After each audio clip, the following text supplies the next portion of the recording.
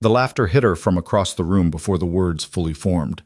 Baek Jin-seok leaned back in his chair at the far end of the conference table, a crystal glass of scotch loose in his hand, and said it loud enough for everyone to hear. "Bring the fat secretary to the gala. Let's see how long before she breaks a heel and knocks over a diplomat." The room erupted. Not polite laughter.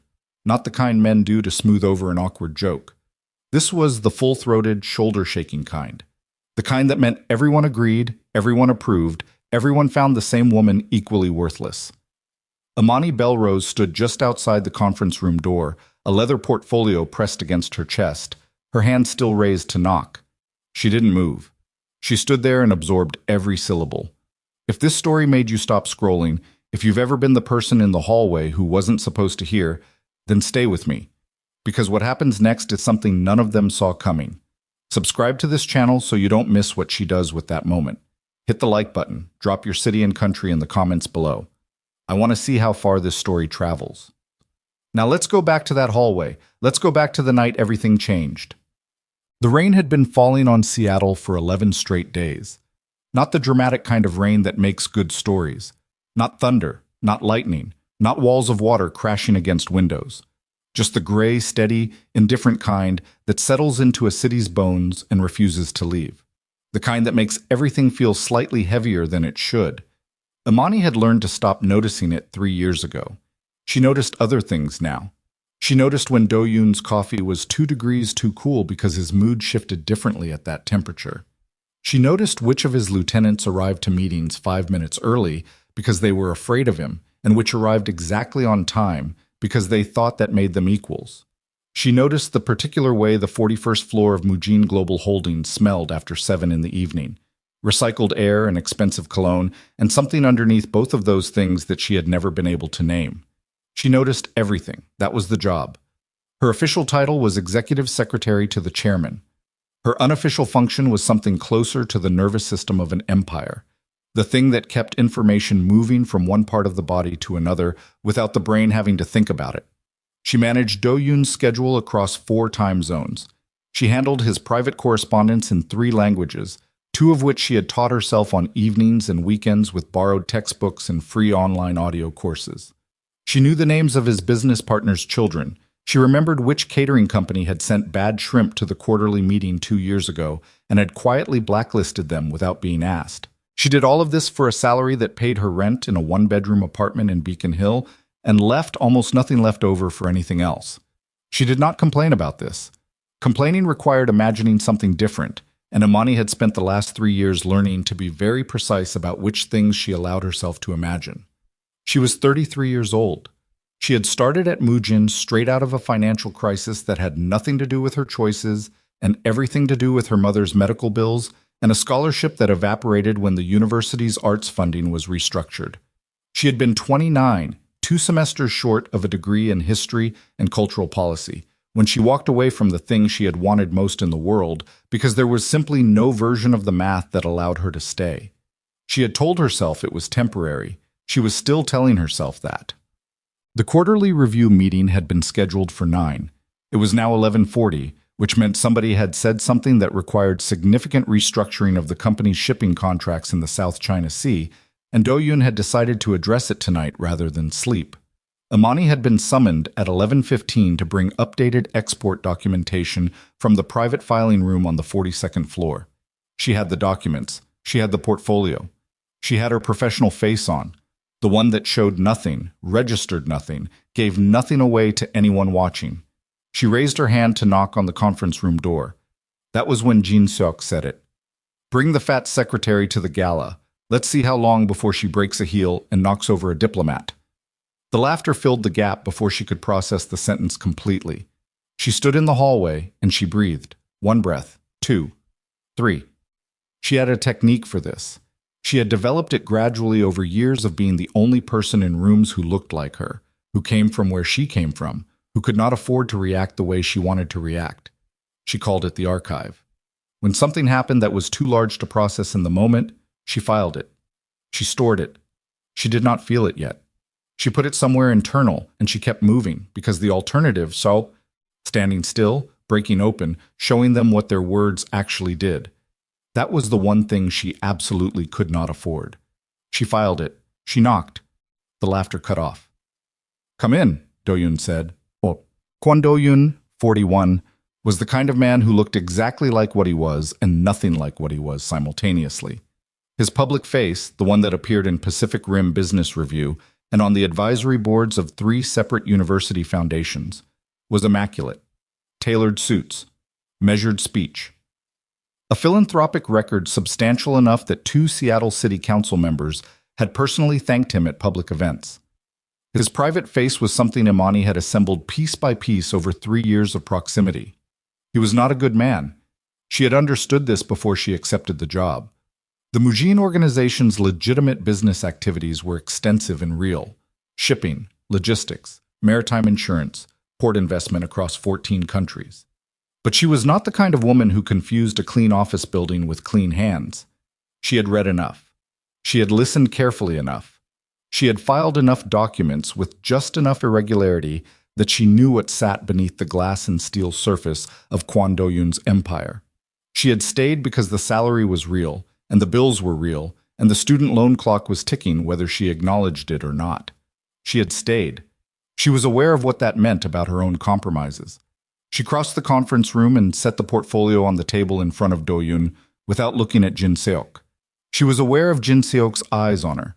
She was aware of the specific quality of silence that follows communal laughter when its subject walks into the room. The silence that is not remorse but is something closer to anticipation, waiting to see if the subject knows.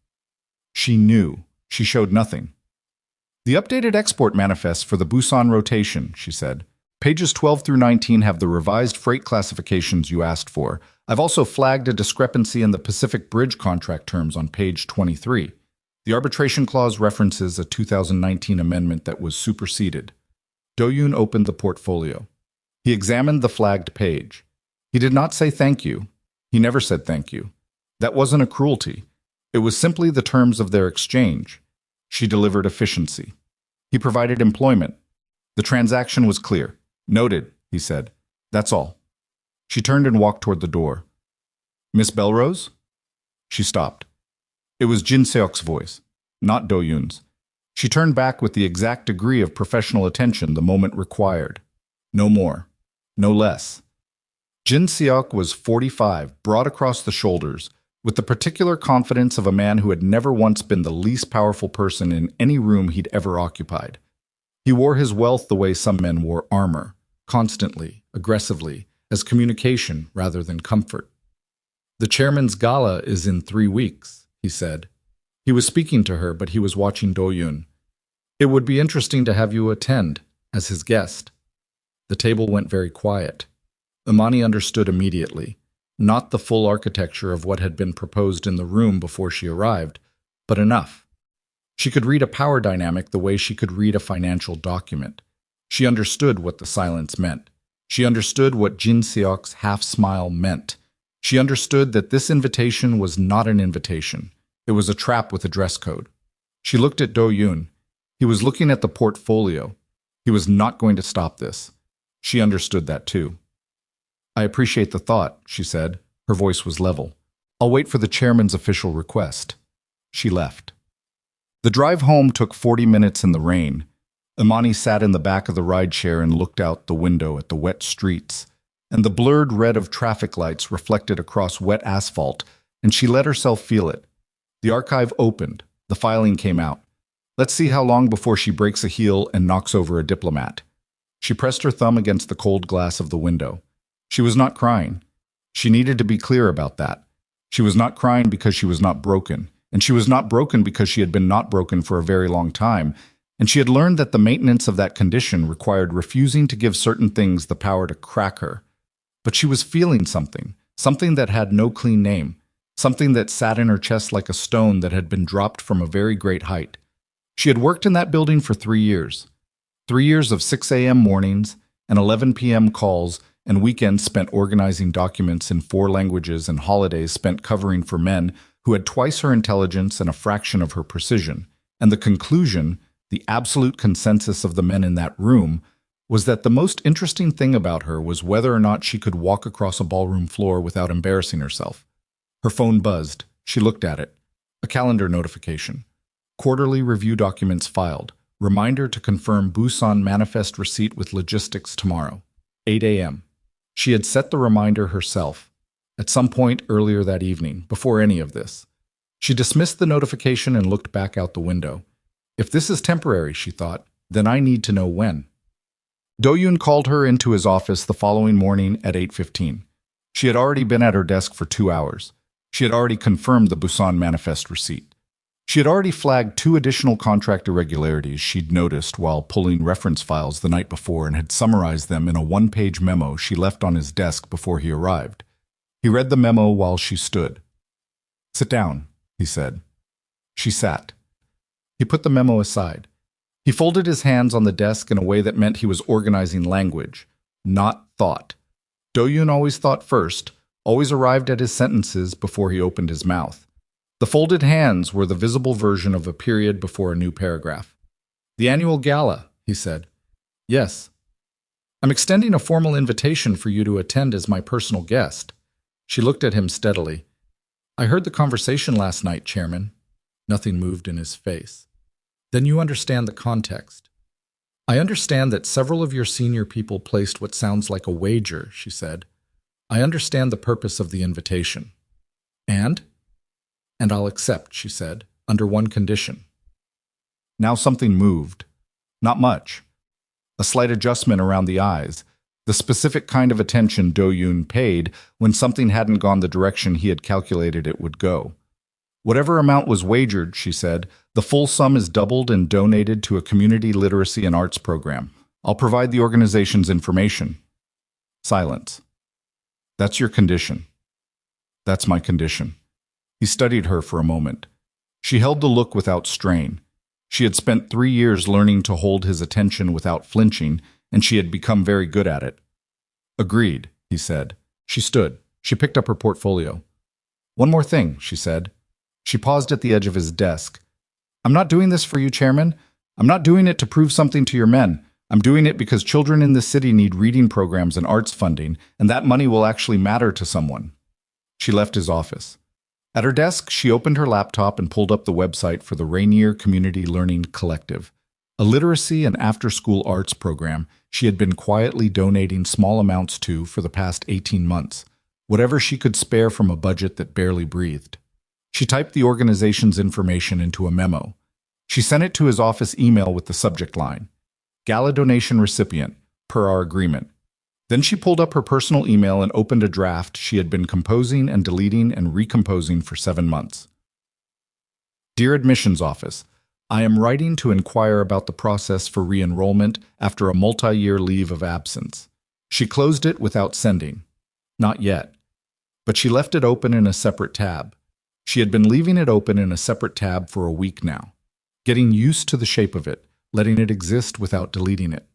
Outside the window, the rain had finally stopped. Seattle looked scrubbed and exhausted and slightly hopeful, the way it always did when the gray lifted for a moment and let in actual light. 3 weeks. In 3 weeks, Imani Bellrose would walk into the Meridian Convention Center in a gown she had owned for 4 years and never worn. She would walk into a room full of billionaires and diplomats and the particular species of powerful person who decides, on sight, whether someone belongs. She was not going to transform herself. She was not going to apologize for her body, her background, her occupation, her zip code, or the specific shape of the life that had brought her to this room. She was going to wear her dress. She was going to have her mind. And she was going to let every single person in that building figure out the rest for themselves. In his office, 40 feet away, Do-yun sat with her memo in his hand. He was not thinking about the gala.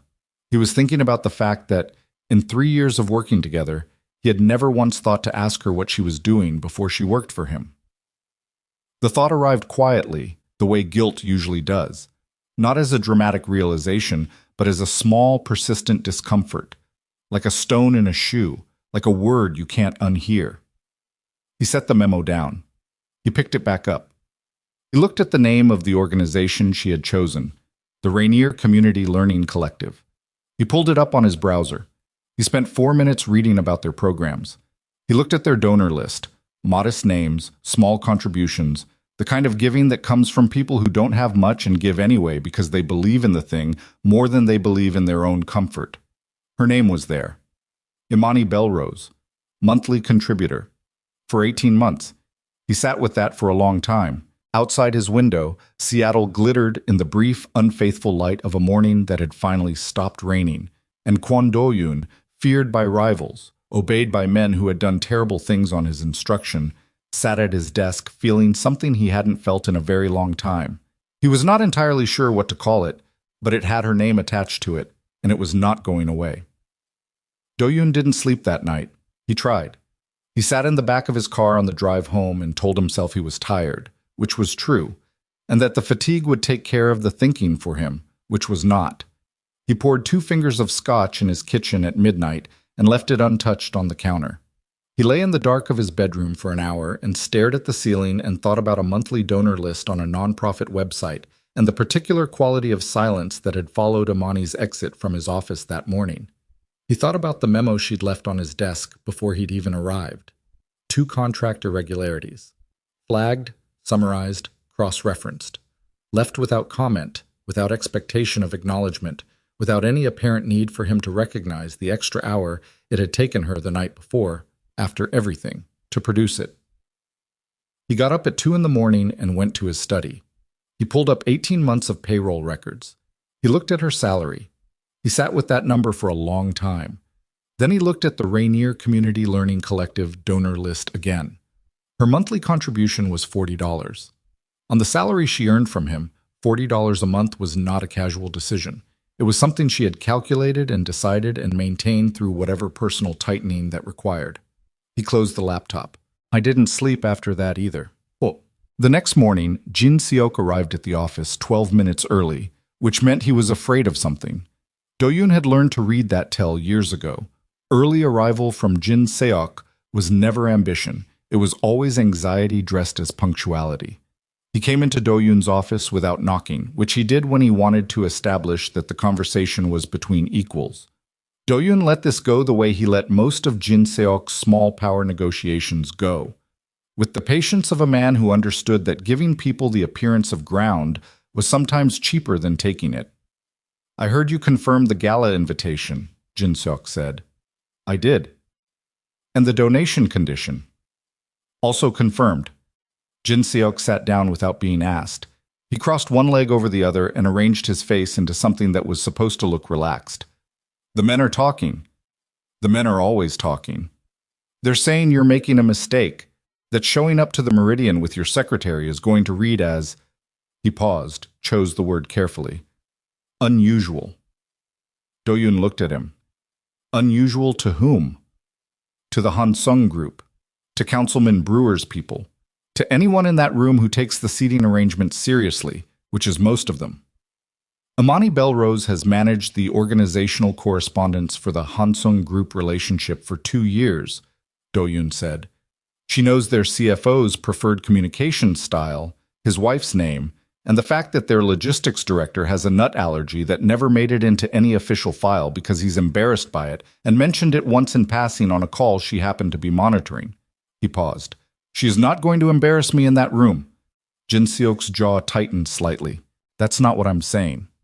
Then say what you're saying. The silence stretched for 3 seconds. Long enough to be uncomfortable. Jin Seok uncrossed his leg and leaned forward with his elbows on his knees. A posture Imani had once described to Do-yun's face, professionally and without inflection, as his aggressive thinking position, which had been accurate enough that Do-yun had found it briefly funny and then found it useful. The wager was supposed to be a joke, Jin Seok said. Was it? You agreed to it. I did. Do-yun said this without apology, because apology was not something he did in front of Jin Seok. I was wrong. That landed badly. Do-yun could see it. The slight recoil, the recalibration behind Jin Seok's eyes, the specific discomfort of a man who had built his understanding of his employer on the premise that his employer did not revise his positions. The money goes to the literacy program, Do-yun said. Doubled. That's done. If the men have a problem with that, they can bring it to me directly. Jin Seok stood. He buttoned his jacket, another tell, the departure ritual of a man who hadn't gotten what he came for. You're making her into something she isn't. Do-yun looked up from his desk. What is she? She's the woman who schedules your meetings and orders your coffee. She flagged a superseded arbitration clause in the Pacific Bridge contract last night that would have cost us approximately $400,000 in a dispute filing, Do-yun said. After 11 p.m., after an 11-hour day, after she overheard your joke and every man in that room laughing at it. He picked up his pen. Tell me again what she is. Jin Seok left without answering. Imani was at her desk when Jin Seok passed through the outer office. She didn't look up from her screen. She had developed a very specific strategy for Jin Seok over 3 years, a combination of formal courtesy and absolute invisibility that denied him the satisfaction of a reaction without ever being something he could call disrespect. It was a performance that cost her something every single time she ran it, and she ran it approximately 4 times a week. She heard him stop. You must be pleased with yourself, he said. She finished the sentence she was typing before she responded. Is there something I can help you with? You maneuvered him. She looked up then. She kept her face professional, not blank, because blank looked like fear, but measured, the way a person looks when they are choosing their words with genuine care rather than scrambling for cover. I accepted an invitation with a condition. That's not maneuvering. The condition puts him in a position. The condition puts money into a literacy program, she said, for children, in this city. She held his gaze. If that creates a difficult position for anyone, I'd suggest the difficulty isn't coming from the children. Jin Seok leaned against the partition of her workspace. It was a deliberate intrusion, using his body to occupy her space, a move designed to make her feel small without doing anything technically actionable. She did not shift in her chair. How long do you think this lasts? He said. His voice had dropped into something quieter, which was more threatening than his loud version. He gets bored. He always gets bored. And when he does, you go back to being what you are, a secretary, and a very replaceable one. She looked at him for a moment. Then she picked up her phone and checked a notification with the same energy she would have given a weather update. My 2:30 meeting prep needs to go out by 1, she said. Was there something else? His face went through something she couldn't fully read. Not quite rage, more like the frustration of a person who has just thrown a punch at something that didn't move.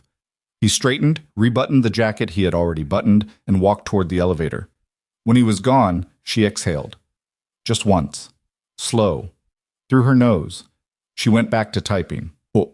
The following 2 weeks were quiet, in the way that certain pressurized systems are quiet. The kind of quiet that isn't peace, but is the absence of the release valve being opened. Imani could feel it in the office.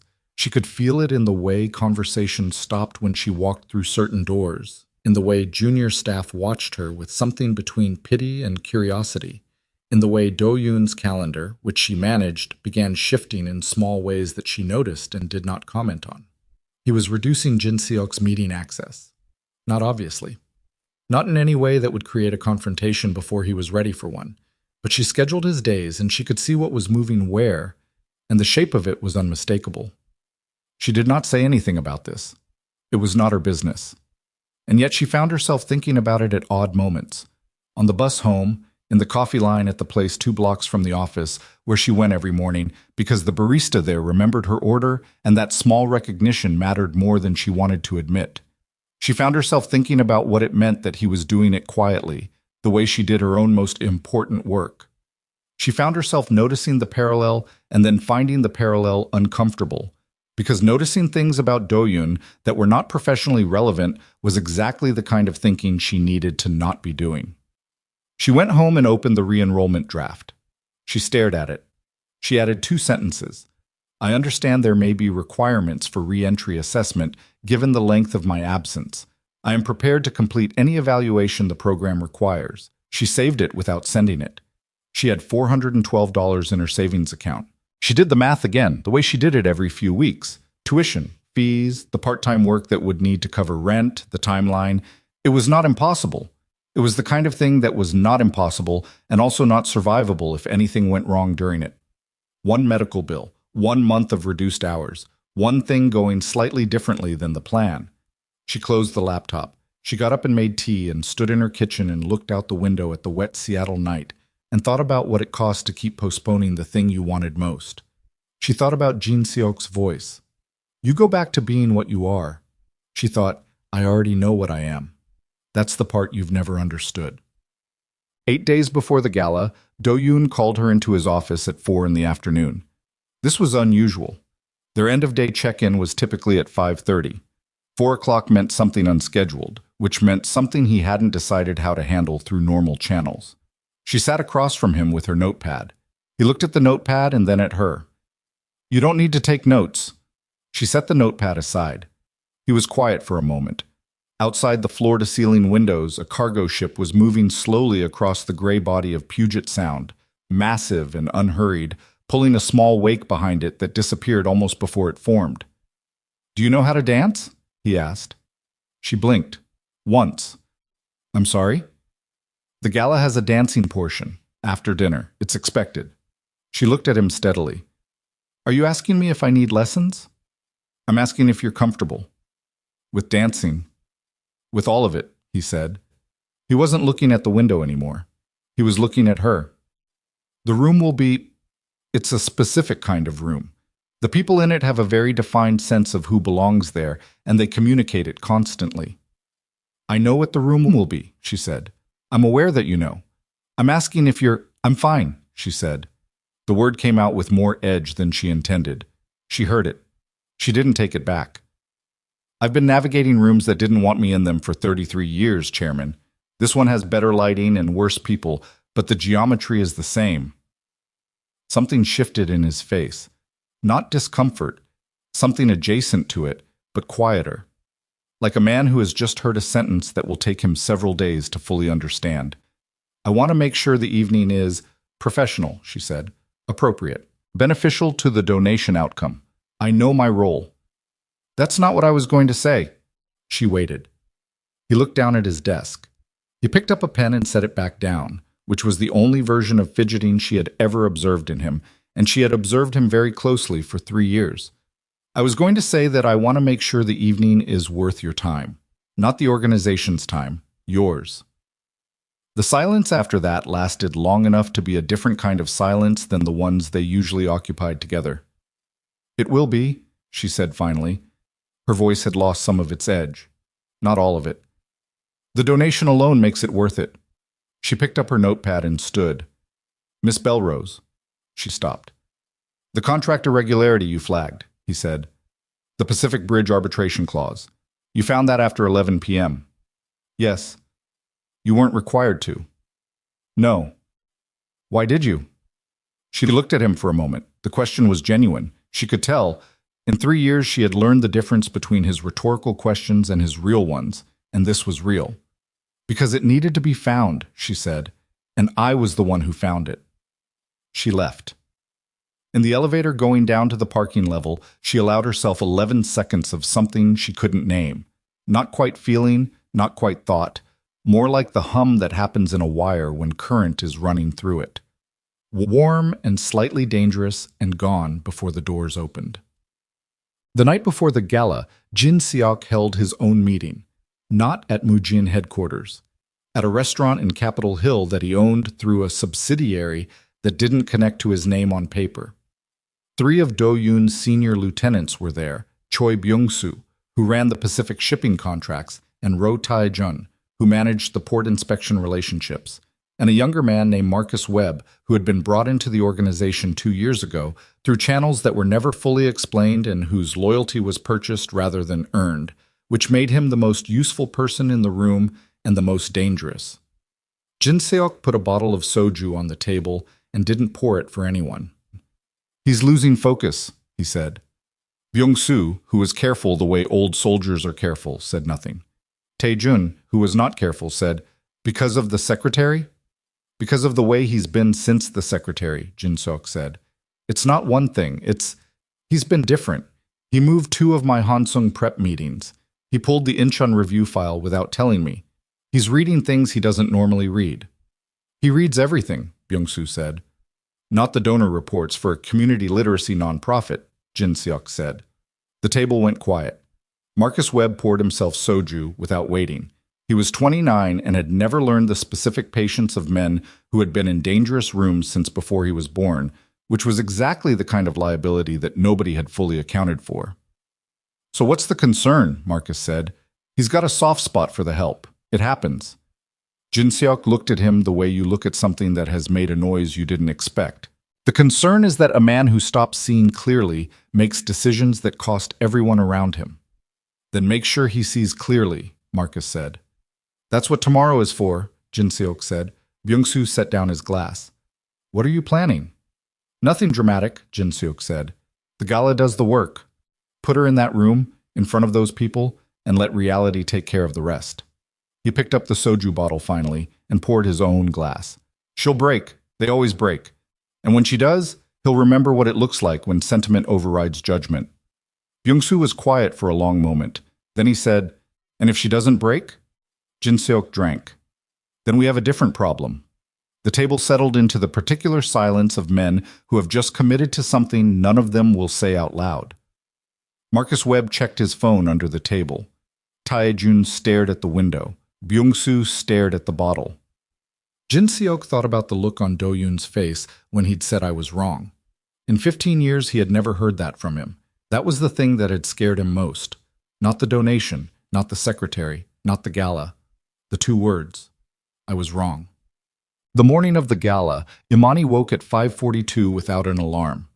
Her apartment was small, and the light came through her curtains badly, and the radiator made a sound in the morning that she had given up reporting to her landlord because nothing ever changed. She lay still for a moment, oriented herself, remembered what day it was, and felt the precise weight of it settle across her chest. She got up. She went to the closet and looked at the emerald gown. She had bought it 4 years ago during her last semester before she left school. A second-hand formal dress that a grad student was selling because she'd lost weight, and the gown no longer fit. Imani had paid $60 for it from a budget that had no business including $60 for anything that wasn't rent or food. She had bought it because it was beautiful, and because she had been going to a formal program celebration, and because some part of her had believed then that the future was going to be the kind of place where she would wear this dress to many events like that. She had never worn it. She stood in front of it now in her apartment in the pre-dawn gray and looked at it and breathed. Then she went to make coffee, because the gown wasn't going anywhere, and neither was she. And the question of what the evening would cost her was better faced with caffeine than without it. At 6:15 her phone rang. Unknown number. She let it ring. They left a voicemail. She played it. "Miss Bellrose, my name is Marcus Webb. I work with Chairman Kwon's organization. I wanted to reach out privately, before tonight. There are some things about this situation you should probably know before you walk into that room. Call me back when you can." She played it again. She set the phone face down on the kitchen counter. She stood at the window with her coffee and looked at the city waking up below her and thought about the word privately and what it was intended to do. She thought about how a warning delivered before an event can function as either protection or a weapon, depending on what the person delivering it needs from you. She thought about who benefits when Imani Bellrose doesn't walk into that room. She picked up the phone. She did not call Marcus Webb back. Instead, she opened the re-enrollment draft one more time. She read the whole thing from the beginning. She changed one more sentence, near the end, where she had written, "I hope to return in a reduced capacity while managing current obligations." And she deleted that sentence entirely and replaced it with nothing, because she was done describing herself in terms of what she could manage. She was done making herself smaller to fit into spaces that were already too small. She closed the draft. She saved it. This time, her thumb hovered over the send button for exactly 4 seconds. Then she pressed it. The confirmation message appeared on the screen. "Your inquiry has been submitted. A member of our admissions team will contact you within 5 business days." She set the phone down. She picked up her coffee. Outside, Seattle was doing what it did, gray and complicated and somehow still standing, rain beginning again in the thin, persistent way that had no drama in it, just endurance, just the steady fact of its own continuation. She had a gown to get into. She had a room full of people who had already decided about her to walk into. And for the first time in 3 years, she was walking toward something instead of away from it, toward the university application she had just sent, toward the evening ahead, toward whatever version of herself existed on the other side of one night in an emerald dress in a room that did not expect her to belong. She went to get ready. She did not call Marcus Webb. And in a restaurant in Capitol Hill, Jin Seok's phone buzzed with a message from a number he recognized, and he read it and set his phone down and said to the empty room around him, "Tonight then." The trap was set. Nobody in it had the faintest idea that the woman they'd built it for had already decided, in her kitchen, before dawn, over a cup of coffee, to walk straight through it anyway. The car arrived at 6:45. Imani heard it from her apartment window. The low purr of something expensive idling at the curb below, the kind of engine sound that doesn't announce itself so much as simply exist, the way certain kinds of wealth exist, without apology and without effort. She looked down and saw the black sedan and the driver standing at the rear door with the particular stillness of someone paid to be patient, and she thought, Do-yun sent a car. He hadn't mentioned a car. She stood at her window for a moment in the emerald gown that she had spent 40 minutes putting on alone in her bathroom, doing the zipper herself with a technique involving a coat hanger that she had learned in her first year of university when formal occasions existed, but money for help with them did not. She had done her own hair. She had done her own makeup with products she owned because she used them for job interviews and client-facing meetings, not because she had a collection. She had looked at herself in the bathroom mirror when she was done, and she had stood there for a long time without deciding what she thought. She looked fine. She looked like herself. That was the decision she had made, and she was keeping it. She picked up her small evening bag, also from the university years, also never used for the occasion it was purchased for, and she went downstairs. The driver opened the rear door without speaking. On the seat was a small card, cream-colored, with 4 words written in Do-yun's actual handwriting, which she recognized from 3 years of cross-referencing his signatures. "You don't owe anyone." She sat down. She put the card in her bag. She looked out the window as Seattle moved past, and she did not think about what the card meant, or why he had written it, or what it cost a man like him to write something that simple and mean it. She thought about the admissions inquiry she had sent at 6:15 that morning. She thought about the 5 business days. She thought about what came after. She was still thinking about what came after when the car pulled up to the Meridian Convention Center, and the driver opened her door and the night air hit her face, and she heard, from somewhere above the entrance, the sound of a string quartet playing something she recognized. Sibelius, the Voces Intimae, the second movement. And she thought, all right, here we go, Saab. The Meridian's main entrance was a long approach. Marble steps, enormous glass doors, men in dark suits at intervals who were not technically security because technically this was a charity event, but whose function was identical. Imani walked up the steps alone because the car had arrived before Do-yun's, which she understood was intentional. He had sent her ahead. She didn't know yet whether that was respect or strategy or some combination of both that he hadn't fully worked out himself. At the top of the steps, she paused. Not from hesitation. From something more like calibration. The moment before a diver leaves the board when the body makes its final calculation about trajectory and force. She had been in rooms like this before, peripherally, as staff rather than guest, carrying things, or managing logistics, or waiting near an exit for instructions. She knew the physics of these rooms. She knew how they sorted people. She walked in. The foyer of the Meridian was everything that word implied. Vast, deliberate, lit to make certain kinds of beauty visible and certain others invisible. Crystal chandeliers. A floral installation that had probably cost more than her annual salary.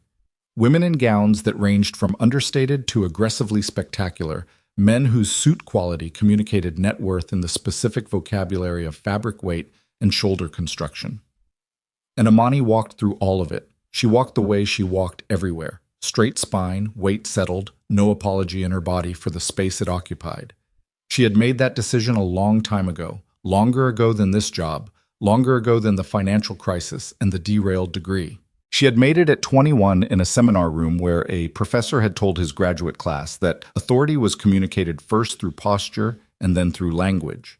And she had been the youngest person in the room and the only one who looked like her, and she had thought, I can do posture. She got a glass of water from a passing tray. She stood near a window overlooking the waterfront, and she let the room come to her rather than chasing it. It took 4 minutes. The first person to approach her was a woman in her 60s named Dr. Patricia Osei, who chaired the Pacific Arts Preservation Council, and who came directly because she had seen Imani from across the room and had identified something in her posture that she found interesting. Dr. Osei did not traffic in small talk. She opened with a question about recent municipal cuts to public arts programming and whether Imani thought the framing of arts as luxury versus infrastructure was strategic or simply ignorant. Imani answered her, not in the way a person answers when they are grateful to be spoken to, in the way a person answers when they have thought about the question extensively and have an actual position on it. She talked about the Rainier Community Learning Collective's model, how they'd shifted their funding narrative from enrichment to literacy outcomes, how reframing creative education as cognitive development rather than cultural exposure had changed their grant success rate, how the data on reading comprehension in children who participated in structured arts programs was being systematically ignored by the same city councils that claimed to care about educational equity. Dr. Osei listened without interrupting, which was rare for her. Then she said, "Who do you work for?" "Mujin Global Holdings," Imani said. "I'm the chairman's executive secretary." Dr. Osei studied her for a moment with the particular attention of someone who is revising a category. "You studied policy?" "History and cultural policy." "I didn't finish." "Why not?"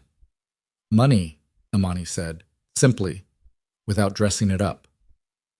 Dr. Osei looked at her for another moment. Then she pulled a card from a small clutch that probably cost more than Imani's monthly rent and held it out.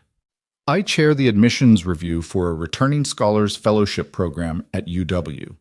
If you're thinking about finishing, call my office." Imani took the card. She put it in her bag next to Do-yun's note. She thought, tonight is doing something. I don't know yet what it is, but it's doing something. Oh. Jin Seok arrived at 7:15 with Byung-soo and Tae-jun, and he walked through the foyer and found Imani within 90 seconds, because he had been looking for her since before he walked through the door. He saw her with Dr. Osei. He saw the card exchange. He stopped walking. Byung-soo came up beside him. "Problem?" "No," Jin Seok said. But his jaw had done the thing it did, the tight, lateral shift of a man whose calculations have just produced an unexpected result. He watched Imani laugh at something Dr. Osei said. A real laugh, not a professional one, the kind that reaches the shoulders. And he felt something he was not accustomed to feeling. He felt uncertain. "Give it time," Tae-jun said quietly from his other side. "The room gets harder after dinner, the real ones. They always show in the second hour." Jin Seok nodded once and moved on. Do-yun arrived at 7:23. Imani clocked his entrance from across the room without turning to face it directly. Because she had spent 3 years developing peripheral awareness of Do-yun's movements as a professional necessity. He came in with the particular energy he carried in public spaces, contained, deliberate, the human equivalent of a controlled substance. He spoke to 3 people in the first 4 minutes. He accepted a drink he didn't touch. He shook hands with Councilman Brewer's chief of staff and made some remark that caused the man to laugh and lean in with renewed attention. He was very good at this. She had always known that. What she hadn't expected was that he would cross the room to her within 8 minutes of arriving, bypassing 3 conversations that were objectively more politically important. "You're already working," he said, coming to stand beside her, not in front of her. "I'm having a conversation," she said. "Dr. Osei left 10 minutes ago. I'm just standing here now." "You have her card." "I do." "She doesn't give those out." "So I gathered." He looked out at the room. He was standing close enough that she could smell his cologne, something dark and dry that she had long since stopped consciously noticing and now noticed acutely. She attributed this to the abnormality of the context. "How is it?" he asked. "Fine," she said. "The Sibelius was good. The flowers are excessive. The shrimp on the appetizer trays are from Harmon Catering." He turned his head toward her slightly. "You blacklisted Harmon." "I did, 2 years ago." She tilted her head at the trays being circulated near the east wall. "Someone on the Meridian's events team didn't get the memo. I would avoid the shrimp." Something moved across his face. Not quite amusement. Something adjacent to it. Warmer. "I'll avoid the shrimp," he said. They stood there for a moment in the particular quiet that occasionally opened up between them. Rare, a little unbalanced, the kind of quiet that would have been comfortable if both of them had been different people in a different situation. Then Marcus Webb appeared from the direction of the bar. Imani registered Marcus before Do-yun did. She had not called him back. She had not forgotten the voicemail. She had filed it in the archive. Potential threat, unclear alignment, source unknown. And she had been watching for him since she arrived.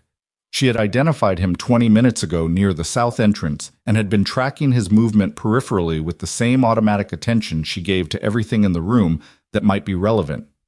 He was moving toward them with a drink in his hand and the specific looseness of someone who has had enough to be bold, but not enough to be sloppy. He stopped in front of Do-yun with the half-nod of a man asserting casual hierarchy. "Chairman, good to see you." Do-yun acknowledged him with the measured courtesy he extended to people whose exact value he was still calculating. "Marcus." Marcus looked at Imani. Something crossed his face. Not guilt, but the performance of its absence, which was recognizable precisely because of how studied it was. "Ms. Bellrose," he said, "you look great." "Thank you," she said evenly. "I never returned your call." The statement landed in the space between them like something dropped from a height. Marcus's drink hand shifted. A micro-movement. The glass rotating a quarter turn in his grip, the kind of involuntary adjustment a body makes when the brain has just been surprised. Do-yun had gone very still. "What call?" he said. His voice had not changed volume or temperature. It had simply become something else, something with edges in it. "He called me this morning," Imani said, looking at Do-yun, "from an unknown number. He said there were things I should know before tonight and I should call him back privately." The word privately did the work it needed to do. Do-yun looked at Marcus Webb. Not the public-facing Do-yun with the measured courtesy. The other one. The one that Imani had assembled piece by piece and filed in the back of her professional understanding of the man and tried very hard to never think about directly. "Walk with me," Do-yun said to Marcus. It was not a request. Imani didn't follow them. She turned back to the room and picked up a fresh glass of water from a passing tray and stood at the window and breathed. She could feel the night recalibrating around her, the sense of something she had already understood intellectually becoming visible in the physical world. The trap had been more complicated than she'd thought. Marcus Webb was not just a spectator at Jin Seok's dinner table. He was an instrument. The question was what he'd been asked to play. She had her answer 11 minutes later when Jin Seok appeared at her elbow. He did not come from across the room this time. He came from the direction of the corridor near the east exit, which meant he'd been waiting somewhere he couldn't be seen, which meant he'd been watching for Do-yun to leave her side, which told her everything she needed to know about the architecture of the evening.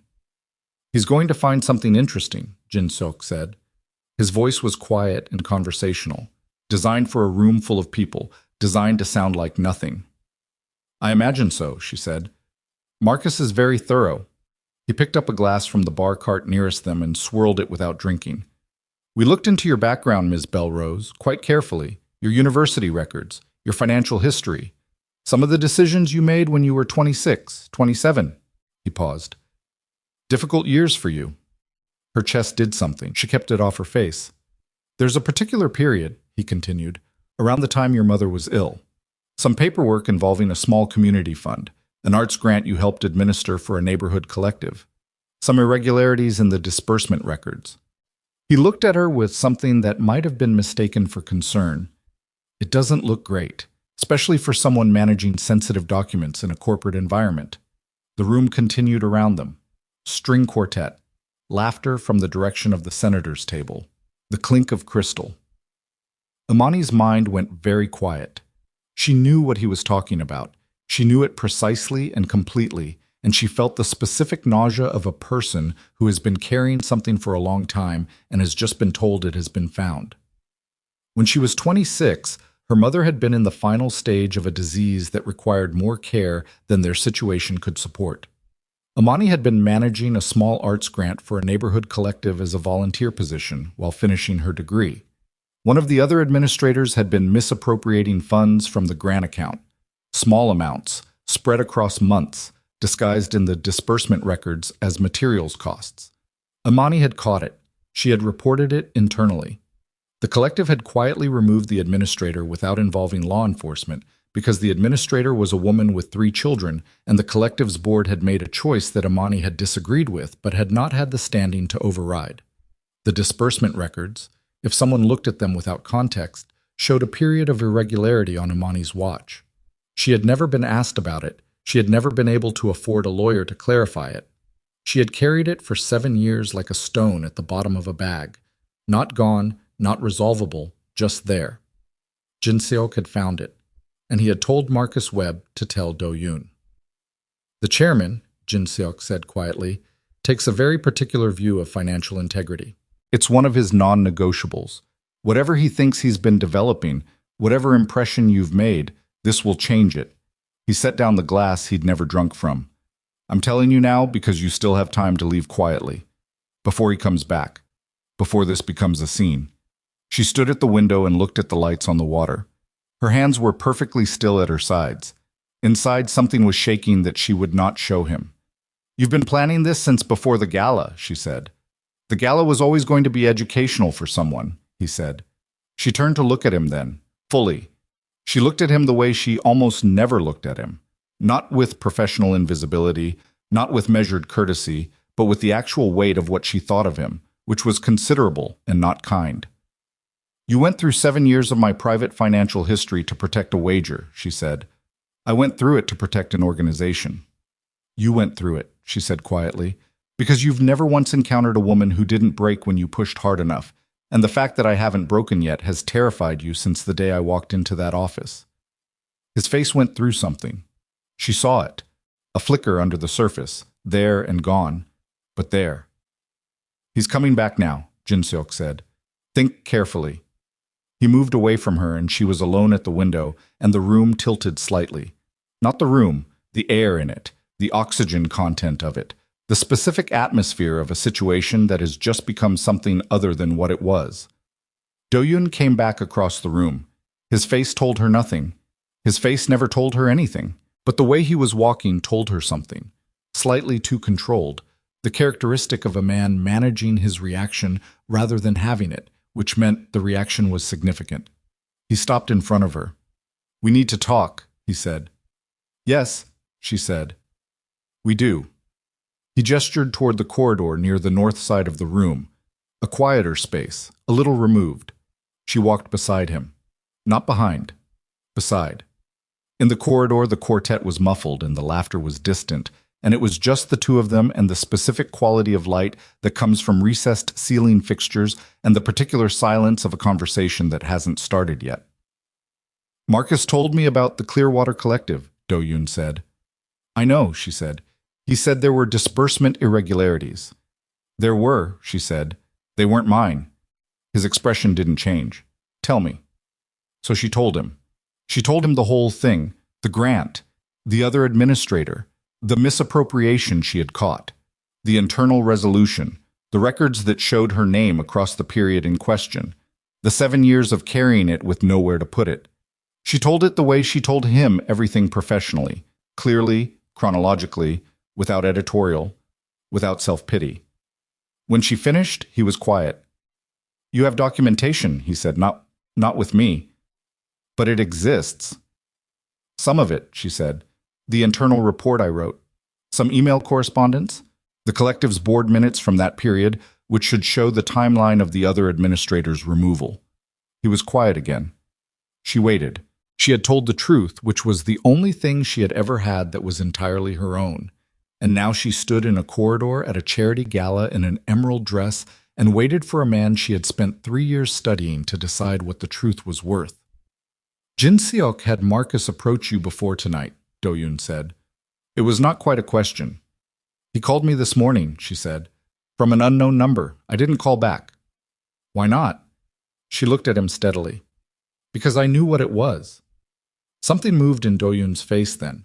Something real.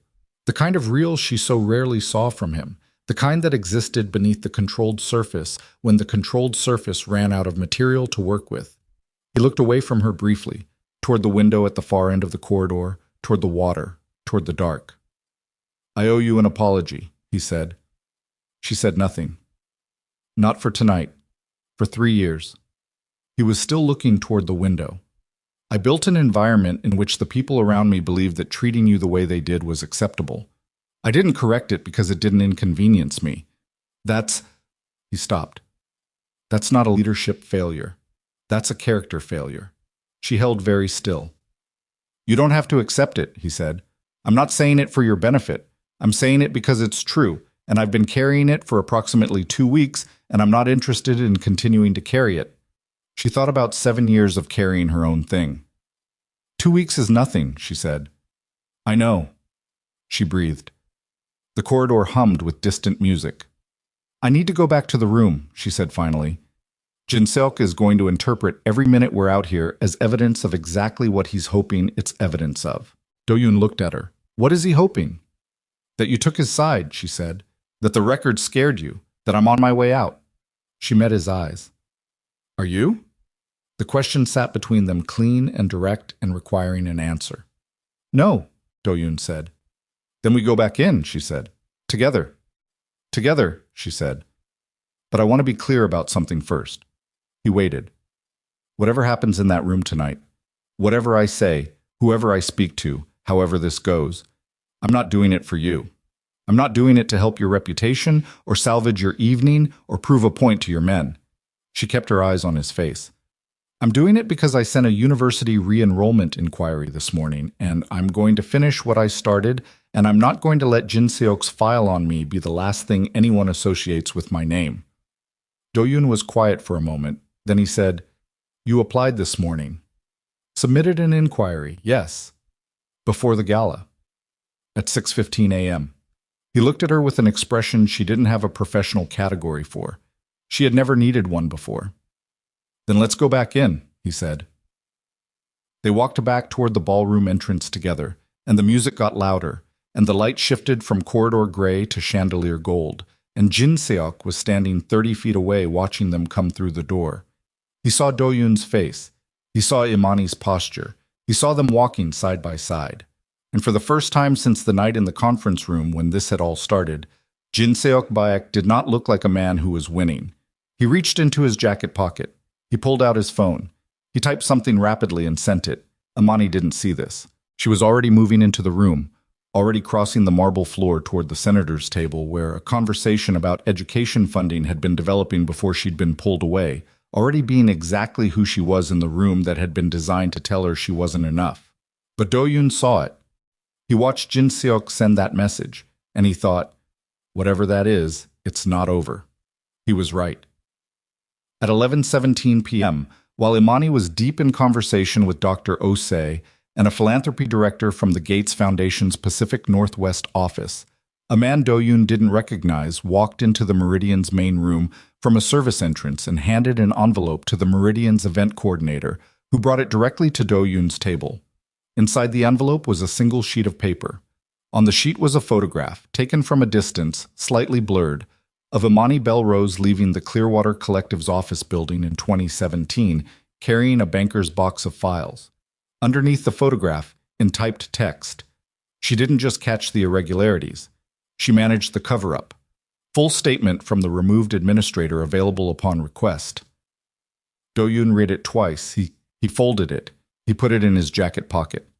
He sat at the table with a drink he still wasn't touching and looked across the room at Imani, who was leaning forward slightly the way she did when she was making a point she cared about, her hands moving in a gesture he had seen her make exactly once before, in a staff meeting 2 years ago when she was explaining a logistics gap that nobody else had caught.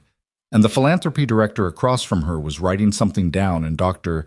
Osei was nodding with the particular nod of a person who has found what they were looking for. He thought about the photograph. He thought about the 7 years she had been carrying the story she'd just told him in the corridor. He thought about the banker's box and all the things a banker's box could mean. Evidence, or the removal of evidence, or the protection of a woman with 3 children, or all of those things simultaneously in the way that human situations are almost never only one thing. He thought about a man named Marcus Webb who had taken a phone call from Jin Seok 2 weeks ago and made decisions accordingly. He thought about the woman across the room who had sent a university application at 6:15 in the morning before the gala, before any of this, without knowing whether tonight would go well or terribly, without waiting to see which way the wind blew, without asking anyone's permission. He put his hand in his pocket and felt the folded paper. Then he stood up from the table and walked across the room to Jin Seok, who was standing near the bar with the specific composure of a man waiting for a detonation he has personally arranged, and he said, very quietly, into the space between them, "You have until tomorrow morning to tell me everything." Jin Seok's composure held for exactly 2 seconds. Then it didn't.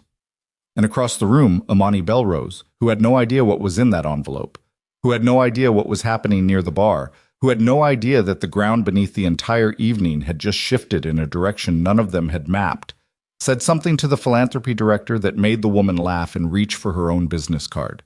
She was still standing. She was still in the room. She had no idea yet what was coming. But she was still standing. Jin Seok didn't answer immediately. That was the tell. Do-yun had known Jin Seok for 15 years, had watched him negotiate with port authorities in 3 countries, had seen him sit across from men who were pointing guns at the table and maintain the specific stillness of someone who understood that reaction was the enemy of survival. Jin Seok did not pause. Jin Seok did not need to find words. Jin Seok always had words because Jin Seok had always been 3 sentences ahead of every conversation he'd ever entered. The 2 seconds of silence were the most informative thing Do-yun had heard all evening. "You need to read that more carefully," Jin Seok said finally. His voice was quiet and controlled and completely wrong. Too careful, the voice of someone operating from a script they've just had to revise. "The photograph is contextual. Marcus has a contact who—" "Marcus works for me," Do-yun said. "Not for you.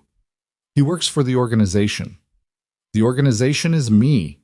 Do-yun kept his voice at the same register.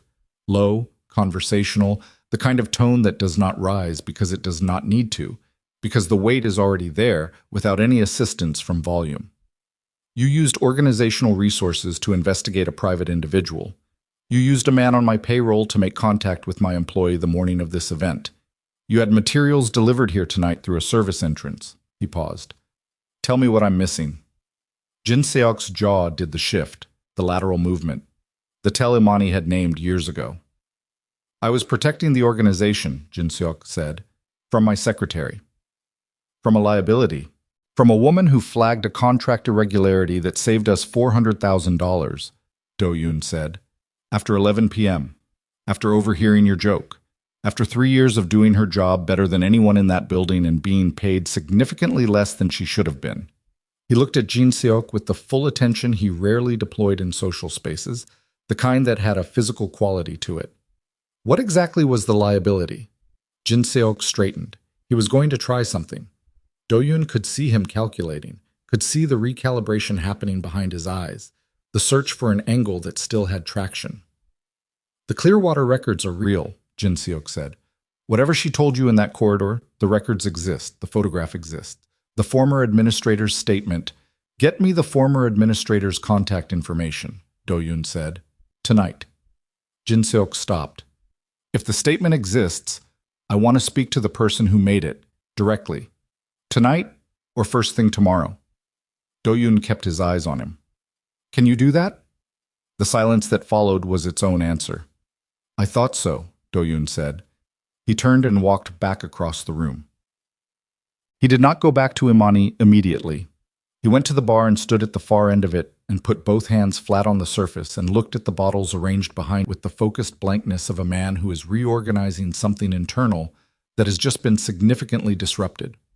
He had spent 15 years building an organization on the premise that loyalty was the only currency that mattered, that if you paid in loyalty and demanded it in return, the architecture would hold.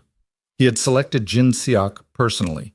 He had elevated him through 3 promotions, had given him authority that most men in his position would have kept tighter, had trusted his judgment on personnel and operations, and the particular gray areas that sat between the legitimate business and the other thing beneath it. He had trusted him. He stood at the bar and breathed and thought about what it meant that Jin Seok had gone to these lengths. Not the surface of it, the photograph, the records search, the Marcus Webb deployment, but the structure underneath, the decision to build a case against Imani, the decision to make tonight a trap rather than an embarrassment. That was not the action of a man running a prank. That was the action of a man who had identified a threat and moved to neutralize it. The threat was not financial irregularity records. The threat was Do-yun changing. Jin Seok had seen it before Do-yun had fully seen it himself, and had responded with the tools he had available, and that, more than anything else about tonight, was the thing Do-yun could not put down. He picked up a glass of water from the bar. He drank it. He set it down. He went back to the room. Imani was finishing a conversation with the philanthropy director when Do-yun returned to her orbit. She clocked him in her peripheral vision. The specific quality of his movement told her something had happened at the bar, that the conversation with Jin Seok had produced something she didn't have the information to map yet. She filed it. She completed her conversation. She shook the philanthropy director's hand and watched the woman move toward the senator's group, and then she turned to where Do-yun was standing approximately 8 feet to her left. "You should know," he said quietly, coming closer, "that the photograph in the envelope, the one from 2017, I'm going to need you to walk me through that evening." She looked at him. "What photograph?" He told her. She was quiet for 3 seconds. Her hands were at her sides, and she concentrated on keeping them still, because the alternative was that they did something she couldn't take back. "I was removing the misappropriation files," she said, "the ones I'd compiled, to take them to the board chair's attorney, because the board had decided not to involve law enforcement, but the attorney needed the documentation for the collective's own liability records." She met his eyes. "I have the attorney's contact information. I have the email chain. It's in a folder on my personal computer that I have not opened in 7 years because there was no reason to." "There's a reason now," he said. "Yes," she said. "There is." She looked at him for a moment. Outside in the room, the string quartet had moved into something slower, and the dinner crowd was thinning slightly toward the dancing area, and Jin Seok was standing near the east wall, talking to Tae-jun with the specific posture of a man who is waiting for news. "He's not going to stop," she said. "No. Even if I produce every piece of documentation, even if the attorney verifies the timeline, he's going to find something else because the records were never the point." "I know," Do-yun said. "So what happens now?" Do-yun looked across the room at Jin Seok. "Now I do what I should have done 3 months ago when I first noticed he was operating outside his designated authority." He paused. "I just wasn't looking in the right direction before." She understood what he meant by that without him explaining it.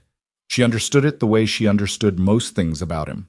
Through accumulation, through 3 years of proximity and careful attention, and the particular intelligence of someone who has been watching a complicated machine operate from close range for long enough to know where all the gears are. "I'm not going to be the reason you restructure your organization," she said. "You're not," he said. "You're the reason I noticed I needed to." The dancing portion began at 9:30. The floor cleared at the center of the Meridian's main hall. The string quartet was joined by a pianist, and the music changed character, still formal, but with a warmth underneath it that the earlier pieces hadn't had. Do-yun extended his hand to Imani. She looked at it. She looked at him. She took it. They moved onto the floor and she registered, with the specific detachment of someone processing multiple inputs simultaneously, that several things were happening in the room as a direct result of this. She registered Jin Seok going very still near the east wall. She registered Tae-jun saying something to the man beside him. She registered Byung-soo, who had been nursing one drink for the entire evening, with the patience of a man who preferred to observe, turning from the window to look.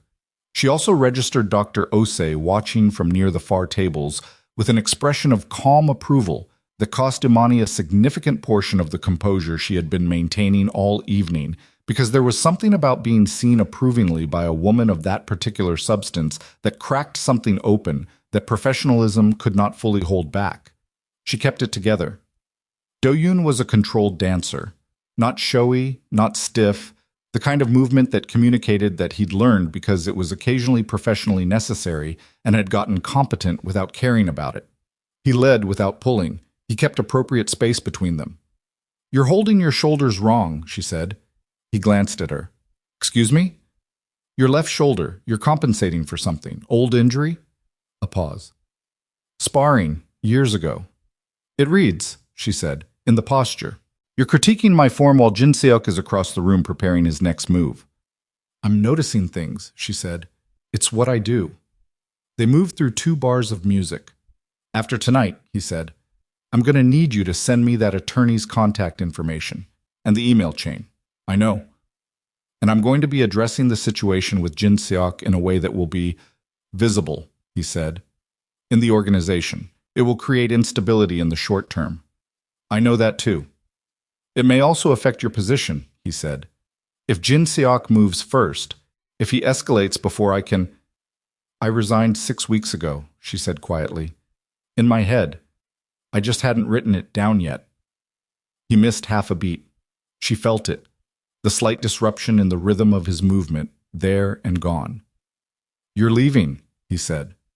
I applied to re-enroll this morning, she said. I told you.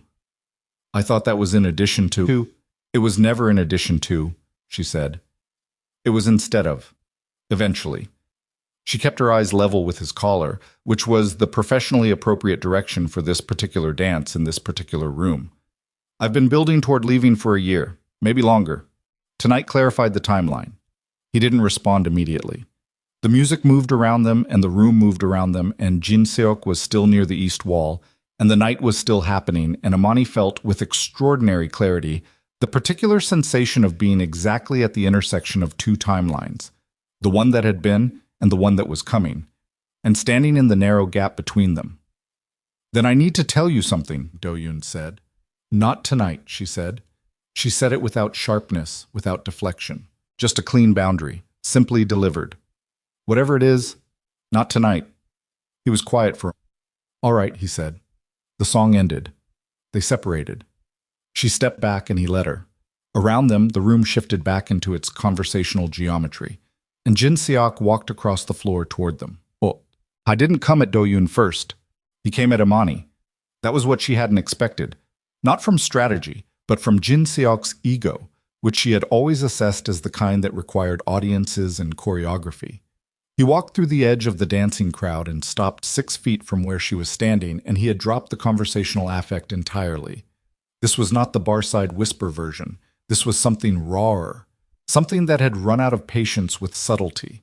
Several guests nearby registered the approach and went quiet in the instinctive way of people who can feel when a social situation has crossed into different territory. You want to tell the chairman about this Clearwater Collective? Jin Seok said. Not quietly. Not loud enough to be a scene yet, but at the threshold of it. Tell him about the collective's director. Tell him about the private arrangement. Imani looked at him. There was no private arrangement. The director kept his job, Jin Seok said. You had records that should have ended his career. He kept his job. She, Imani said.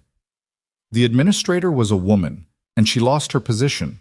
The board made a decision about law enforcement that I disagreed with, which is in the documentation you apparently spent significant resources pulling together, which means you read it, which means you already know this. What I know, Jin Seok said, is that a woman with unexplained access to organizational financial records, who walked out of that building with a box of documents, who has been managing the private correspondence of a criminal, he stopped, recalculated, pivoted, of a complex international organization for 3 years, should have been vetted more thoroughly than she was. The word criminal had almost come out. 2 guests near them had definitely heard enough to be paying close attention. Do-yun stepped forward, not in front of her, beside her. Jin Seok, he said. One word, level. An entire conversation compressed into a name. Jin Seok looked at him. Something in his face went through a rapid sequence of expressions, anger, calculation, something that might have been the very early edge of fear, and landed on a version of defiance that Imani recognized as the specific posture of a man who has decided that if he's going down swinging. She doesn't belong here, Jin Seok said. He was looking at Do-yun now, but the statement was designed for the room. She doesn't belong in your office, she doesn't belong at this gala, and she doesn't belong in whatever you think you're building. His voice had climbed enough that the nearby conversations had fully stopped. This is sentiment. This is a man who runs an empire letting sentiment make his decisions. And the people in this organization are watching, and they are calculating what it means when the chairman stops seeing clearly. Do-yun was quiet for 3 seconds. Then he said, You're done. Jin Seok's head tilted slightly. I'm done in this organization tonight. Do-yun's voice had not risen. That was the specific quality of it that made the nearby guests go very still. The absolute flatness of it, the total absence of emotional modulation, the voice of a man who has made a decision and is now simply communicating it. You'll be contacted by my legal team Monday morning. Any organizational assets under your management are frozen as of midnight. The silence in their immediate vicinity was complete. Jin Seok looked at him for a long moment. The defiance was still there, but it was doing something complicated underneath, shifting, recalculating, cycling through options, and finding each one more closed than the last. You're doing this for her, Jin Seok said. I'm doing this because you built a surveillance operation on a private individual using organizational resources, Do-yun said. I'm doing this because you deployed a man on my payroll without my authorization. I'm doing this because you manufactured evidence and delivered it to a charity event through a service entrance. He paused. She is the reason I noticed. You are the reason I'm acting. Jin Seok looked at Imani. She met his eyes. She did not say anything. She did not have anything left to say to him that would matter. She had said the things that mattered in the places where they might have made a difference, and this was not that place and this was not that moment. This was just the end of something. Jin Seok straightened his jacket. He looked at Do-yun one more time with an expression she couldn't fully categorize. Too many things in it, layered over each other. Then he walked toward the exit, and the room let him go with the specific collective exhale of people releasing tension they hadn't wanted to be holding. The room recovered the way rooms do, gradually, in clusters, conversations restarting at the edges and moving toward the center, the social fabric knitting itself back together with the practiced ease of people who have seen worse and know how to continue. Imani stood in the middle of it. Her hands were still. Her face was composed. Inside, something was shaking violently that she had every intention of not allowing outside until she was somewhere private. She was becoming an expert at this particular form of containment. She was becoming more expert at it than she wanted to be. Do-yun turned to her. Are you? I'm fine, she said. That's not what I know what you were going to ask, she said. And the answer that's true is that I'm not, but the answer that's going to get me through the next 40 minutes is that I am, so I'm going with that one. She looked at him steadily. I need to go back to Dr. Osi's table. He looked at her for a moment. Why? Because she gave me her card. Because there's a returning scholars fellowship program. Because the reason I can't afford to re-enroll without significant financial support is precisely documented in my bank statements. She held his gaze. Because Jin Seok just effectively handed me the most compelling version of the argument I was going to have to make anyway. That I have been doing serious work in a difficult environment without adequate recognition or compensation. And Dr. Ose is a woman who responds to evidence. Do-yun stared at her. She could see him processing what she'd just said. The specific quality of attention he gave to things that surprised him. Not shock, but a deep recalibrating focus. The look of a man who has just seen a system do something it wasn't supposed to be capable of. You're going to use tonight, he said. I'm going to use the truth, she said.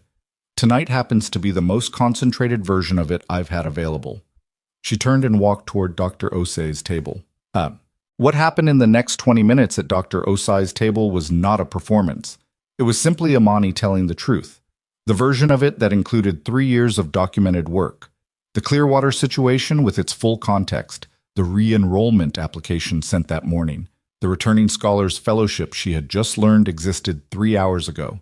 And the specific financial reality of trying to complete a degree while carrying obligations that had never been part of the original plan. Dr. Ose listened without the polite half-attention of a woman at a charity event. She listened with the focused, note-taking attention of someone conducting an evaluation. The philanthropy director from the Gates Foundation's Pacific Northwest office, who had returned to the table, listened also. When Imani finished, Dr. Ose said, "The fellowship covers 60% of tuition and includes a stipend." "I read that on the website," Imani said. "This evening, in the car on the way here." "The remaining 40%, I'll manage," Imani said. "I've managed everything else." Dr. Ose looked at her for a long moment. Then she looked at the philanthropy director. Something passed between them. Not quite communication, more like the confirmation of a conclusion they had both arrived at independently. "Send me your application materials Monday," Dr. Ose said. "The full package. Academic transcripts, the documentation for the Clearwater situation, all of it. Don't clean it up. I want the actual version." "The actual version is complicated," Imani said. "All the real ones are," Dr. Osai said. "What?" At 10:58, Do-yun found her near the window where she'd started the evening. The gala was winding down. The string quartet had stopped. The room had the particular late evening quality of people who had eaten too much and said everything they'd come to say and were now navigating the logistics of departure without acknowledging that the night was over. Do-yun stood beside her at the window, not facing her. They both looked at the water. Marcus Webb, he said, I need to know how much he knew and when. That's an organizational question, she said. It's a loyalty question, he said, which is also an organizational question, but it's personal first. He paused. Did he tell you anything useful when he called this morning? He didn't get far enough, she said.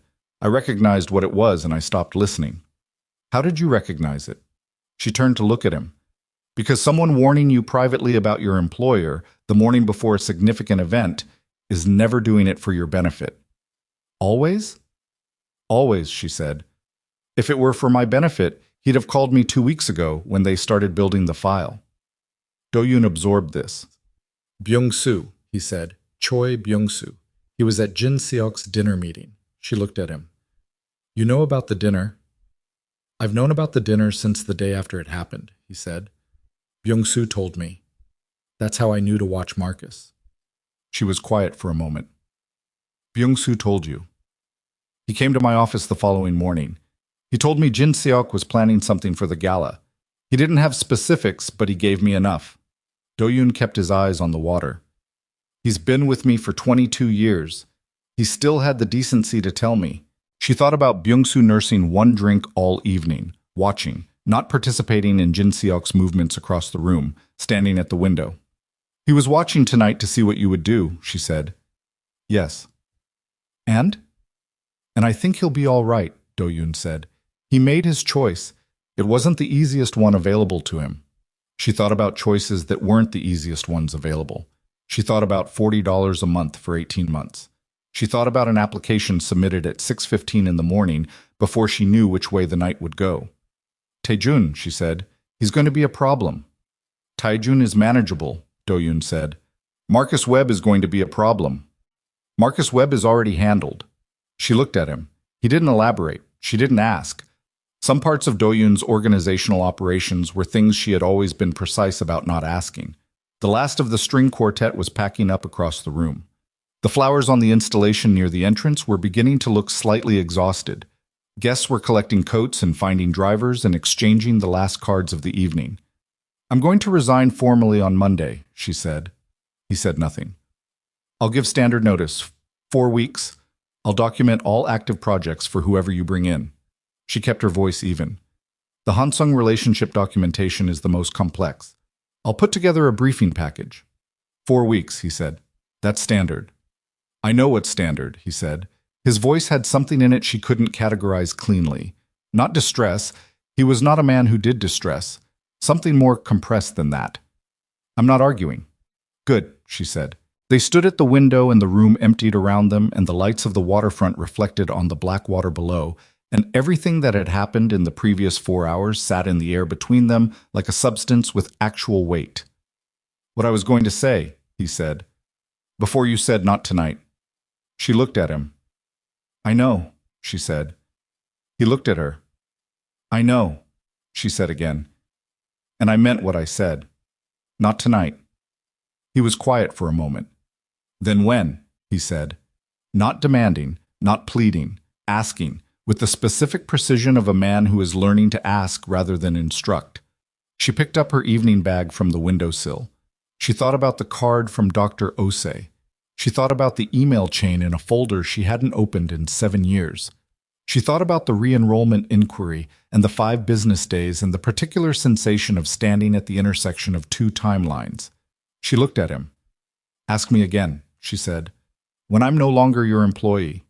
The night air held between them, thin and charged, and Do-yun Kwon, who had fired a 15-year lieutenant 2 hours ago without raising his voice, who had built an empire on the premise that he controlled the terms of every significant exchange in his life, stood at a window in a gala venue at 11 p.m. and understood with complete clarity that the next move was not his. It was hers. It had always been hers. He just hadn't known that until tonight. The Monday morning resignation letter was 4 sentences long. Imani had written it 3 times over the weekend. The first version was 2 pages, thorough, contextualized, the kind of professional document that explains itself so completely that no one could misread it or misuse it. She had read it back and deleted it because it was the document of a woman who was still seeking approval, still managing perception, still performing for an audience that no longer had authority over her. The second version was 1 paragraph, which was better but still too explanatory, still too much of herself offered to people who hadn't earned the offering. The third version was 4 sentences. She printed it. She put it in an envelope. She addressed it by hand. She arrived at the office at 7:15. She was always first. This morning, the quality of being first felt different. Not the diligence of someone demonstrating value through consistency, but something closer to the particular silence a person needs before making an irreversible choice. She moved through the empty office the way you move through a place when you're memorizing it for the last time without admitting that's what you're doing. The particular angle of early light across her desk. The sound the elevator made when it opened onto the 41st floor. The view of Puget Sound from the hallway window, gray water, cargo ships. The specific geometry of a waterfront she had been looking at for 3 years without ever taking a photograph of it. She set the envelope on Do-yun's desk. She went to her own desk and opened the project documentation file she had been building since Saturday and began working through it with the same systematic attention she brought to everything.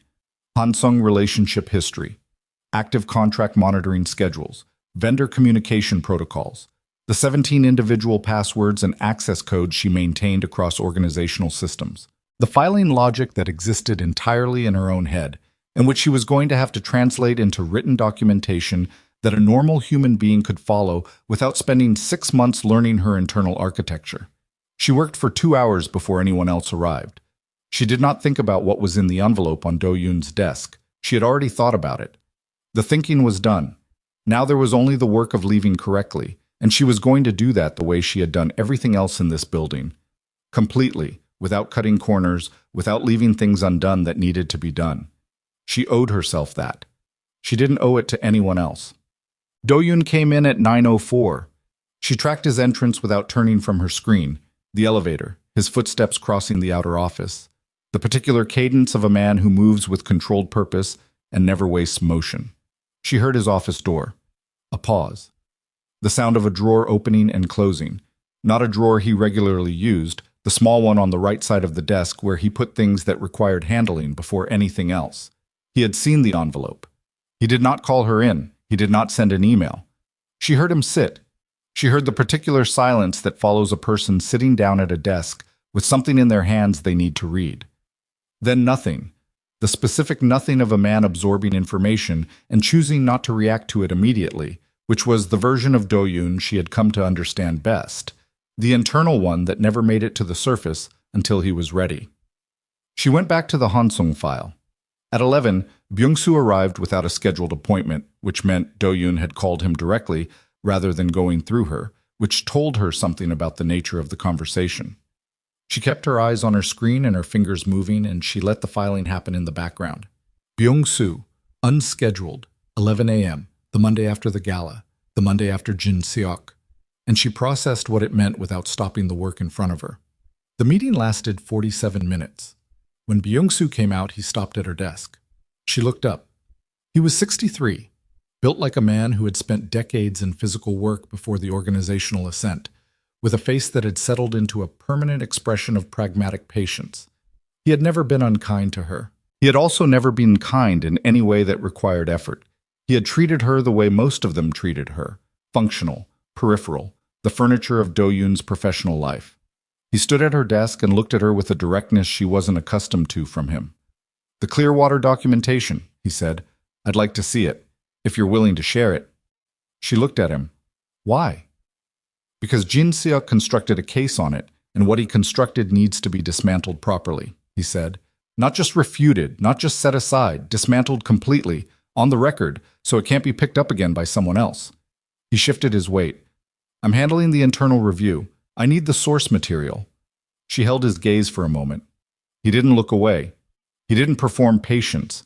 He simply had it, the real kind, the kind that comes from having waited out a lot of situations that required it. "I'll send you the full file today," she said. He nodded. He turned to leave. Mr. Choi, she said. He stopped and turned back. The dinner, she said, at Jin Seok's restaurant. You were there. I was. And then you told him anyway, she said. The next morning. He was quiet for a moment. His expression didn't change, but something shifted behind it. Something old and not entirely comfortable. I've worked for Kwon Do-yun for 22 years, he said. I've watched him make hard decisions, and some of them I agreed with, and some of them I didn't. What Jin Seok was building at that dinner wasn't a decision. It was, he paused, choosing. It was small. It was the kind of thing that makes an organization small. He looked at her steadily. I've given my life to this organization. I'm not interested in it becoming small. She sat with that. That's not the same as doing it for me, she said. No, he said. It isn't. And there was something in how he said it that was neither apology nor explanation, just the clean acknowledgement of a man who knew what his motivations were and wasn't going to dress them up. But the result was the same. He left. She pulled up the Clearwater folder, the one she hadn't opened in 7 years, the one that had been sitting in a subfolder on her personal drive under the label The Admin 2017 specifically, so she would never have to see the name in her file browser. And she opened it without allowing herself the pause, without giving the stone at the bottom of a bag feeling the pause it would have taken to grow back into something she had to fight. She looked at the contents, all of it, the internal report, the email chain with the board chair's attorney, the disbursement records with her annotations, the timeline she had documented with timestamps she hadn't known she would ever need. She sent the entire folder to Byung-soo's organizational email. Subject line, for internal review, complete and unedited. She sat back. She breathed.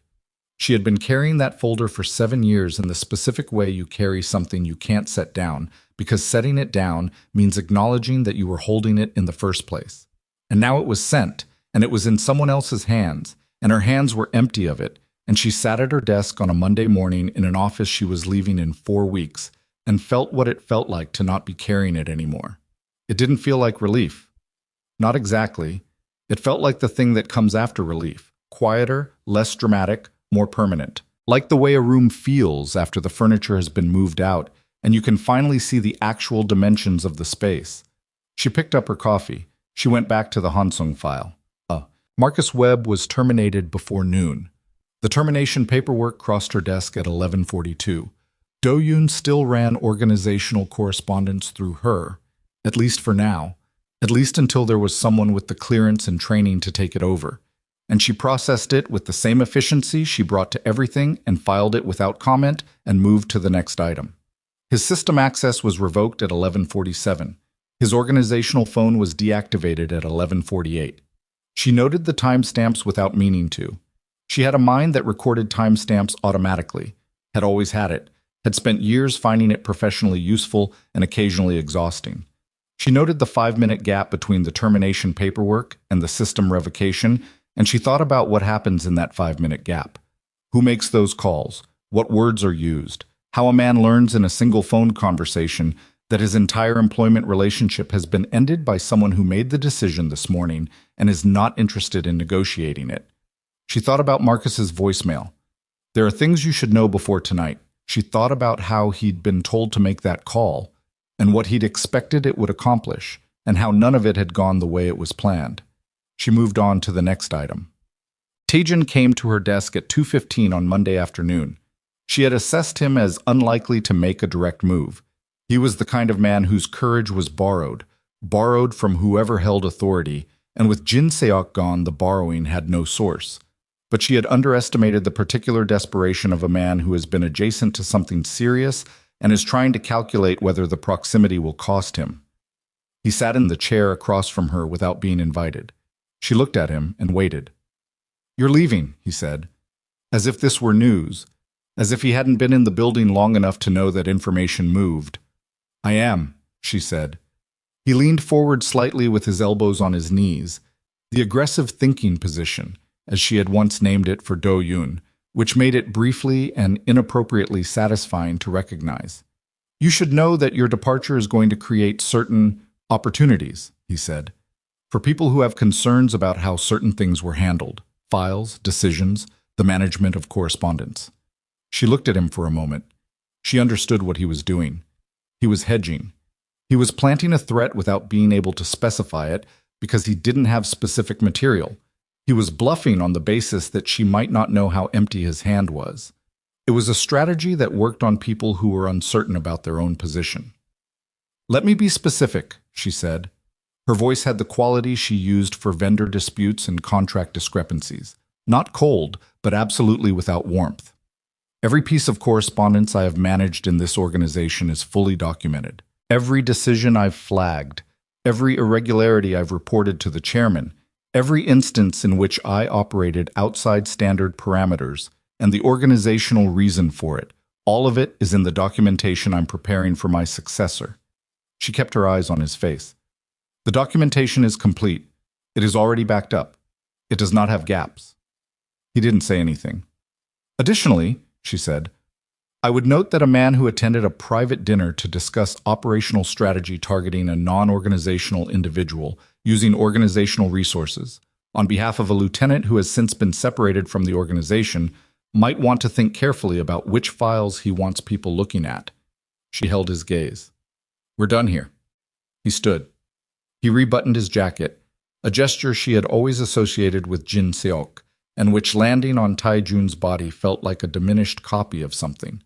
He left without responding, which was the answer she had expected. She waited until she heard the elevator close. She put her hands flat on the desk surface. They were shaking. Not visibly. She had long since developed the specific muscle control that kept involuntary reactions below the threshold of visibility. But she could feel it in the bones of her palms against the desk.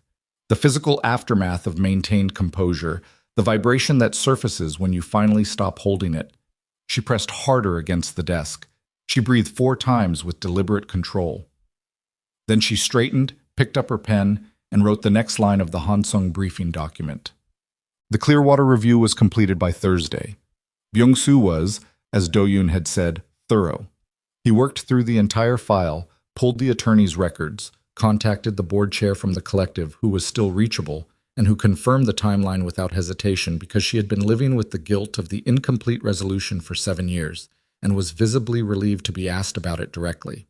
He cross-referenced the disbursement records against the internal report timestamps and produced a 9-page findings document that was precise and unambiguous and left no interpretive room for anyone who might want to make it ambiguous later. He sent it to Imani's work email on Thursday afternoon with a note that said, "For your records. The finding is clean. No qualification." She read the 9 pages. She read them carefully, the way she read everything. Not scanning for the conclusion, but following the logic, checking the sourcing, making sure the architecture of the argument was solid all the way through. It was solid. She closed the document. She sat for a moment. Then she forwarded it to the personal email address where she kept the things that mattered. Her mother's old letters, the university acceptance from 9 years ago that she had never deleted, the email from Dr. Osi sent the morning after the gala, and she filed it in a folder she labeled with her own name. Just her name. Nothing else.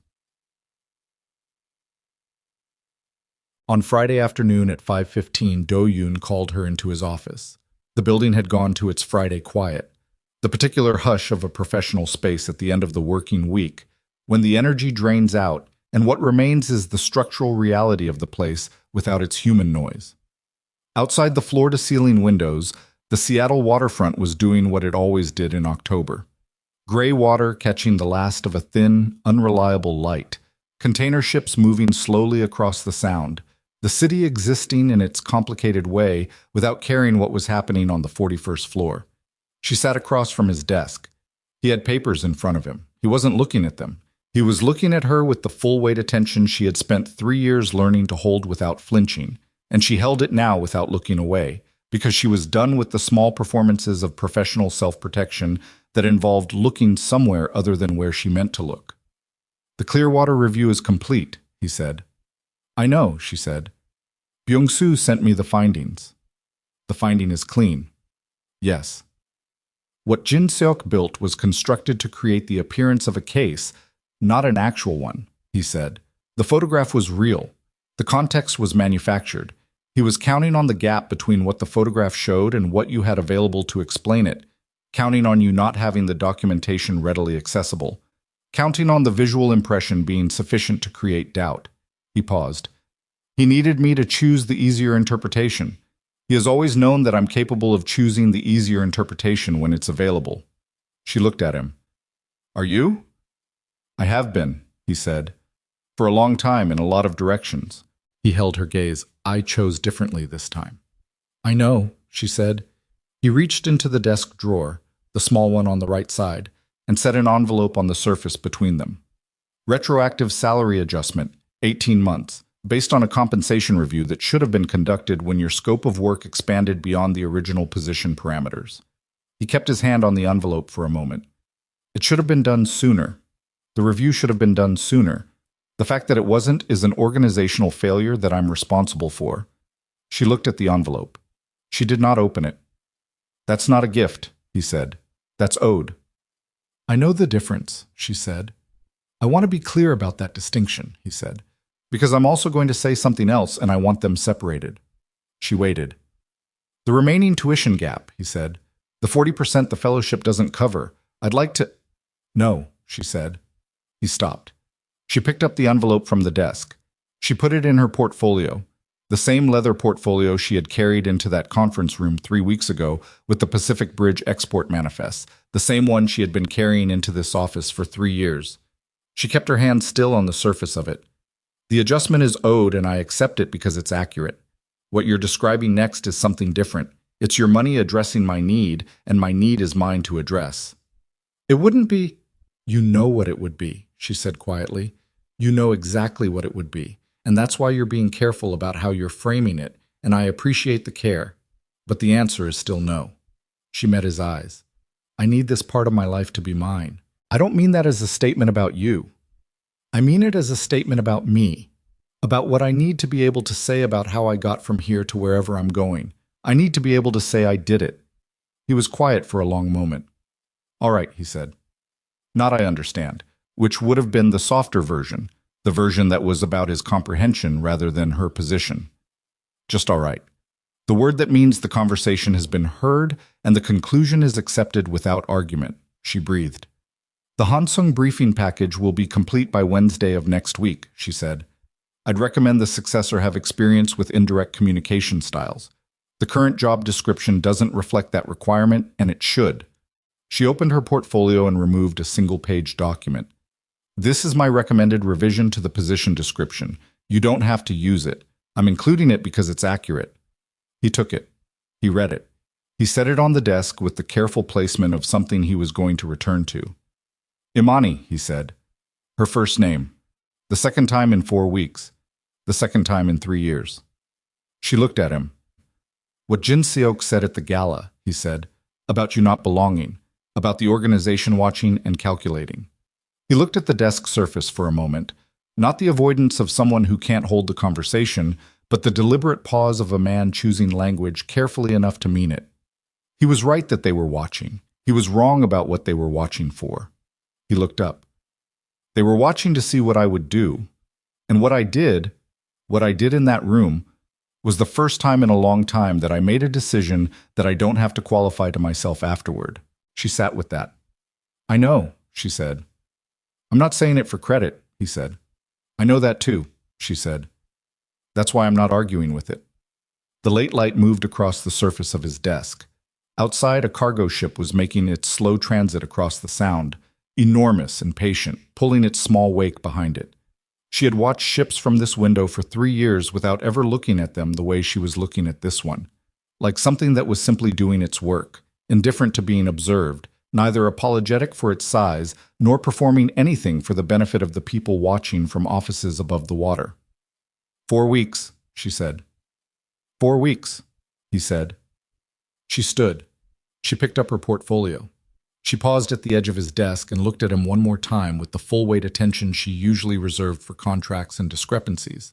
The real looking, the kind that registers what's actually there rather than what's expected. He was not a clean man. She had never pretended otherwise.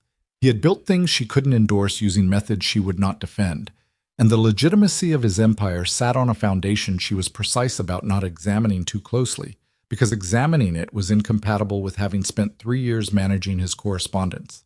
She had made her own compromises. She had looked at the math and made the decision that was survivable, and she was not going to pretend that the math had always been purely ethical. But he had stood beside her. That was a fact.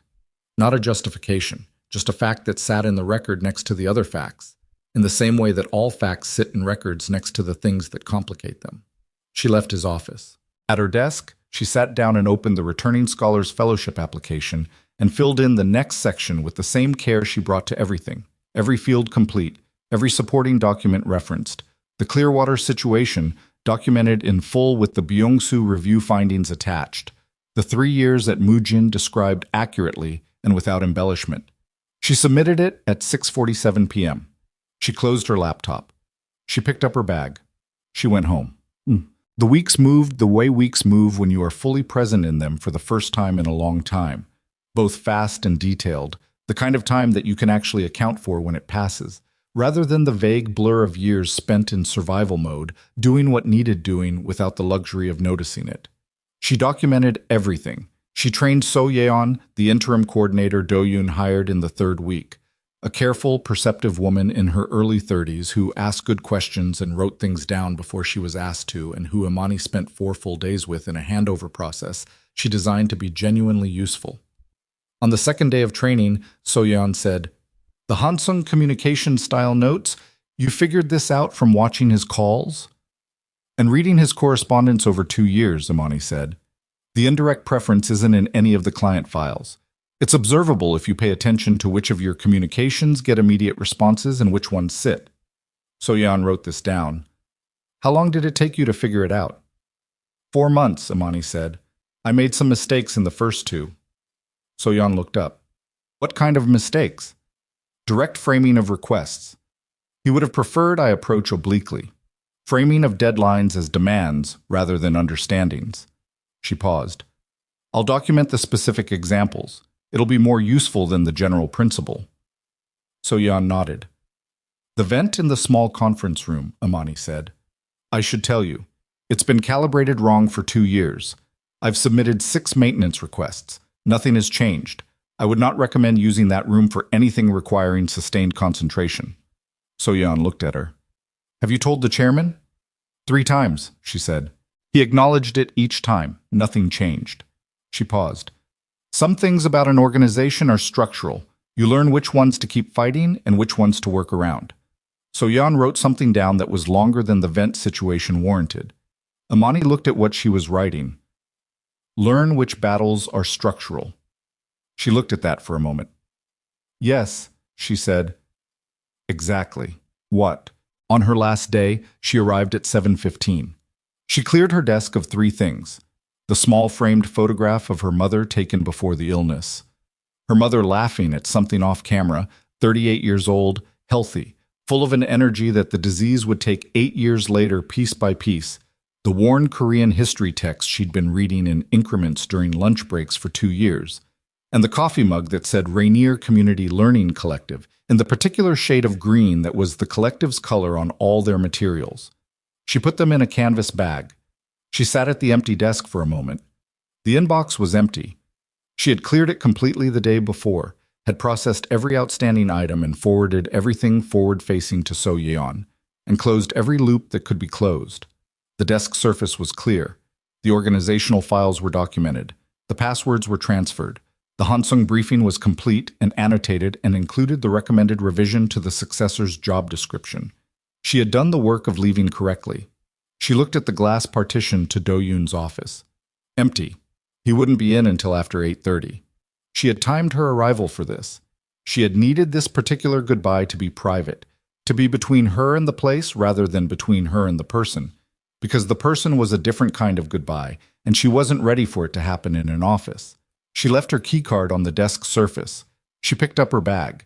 She walked out through the outer office and pressed the elevator button and stood in the space between going and gone, between who she had been in this building and whoever she was going to be in the next place. The elevator opened. She got in. The doors closed. She rode down 41 floors.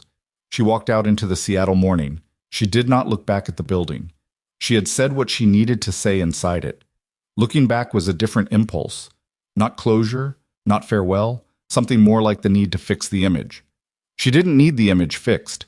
She had it already, all of it. 3 years of it cataloged in the archive she had been building since before she knew she was building it. She kept walking. The university campus in October looked like the version of itself that had lived in her memory for 9 years. The specific combination of old stone and new glass and trees, dropping leaves in the thin Pacific Northwest light that never got fully warm in autumn, that stayed at the particular temperature that means you need a coat, but the coat feels excessive.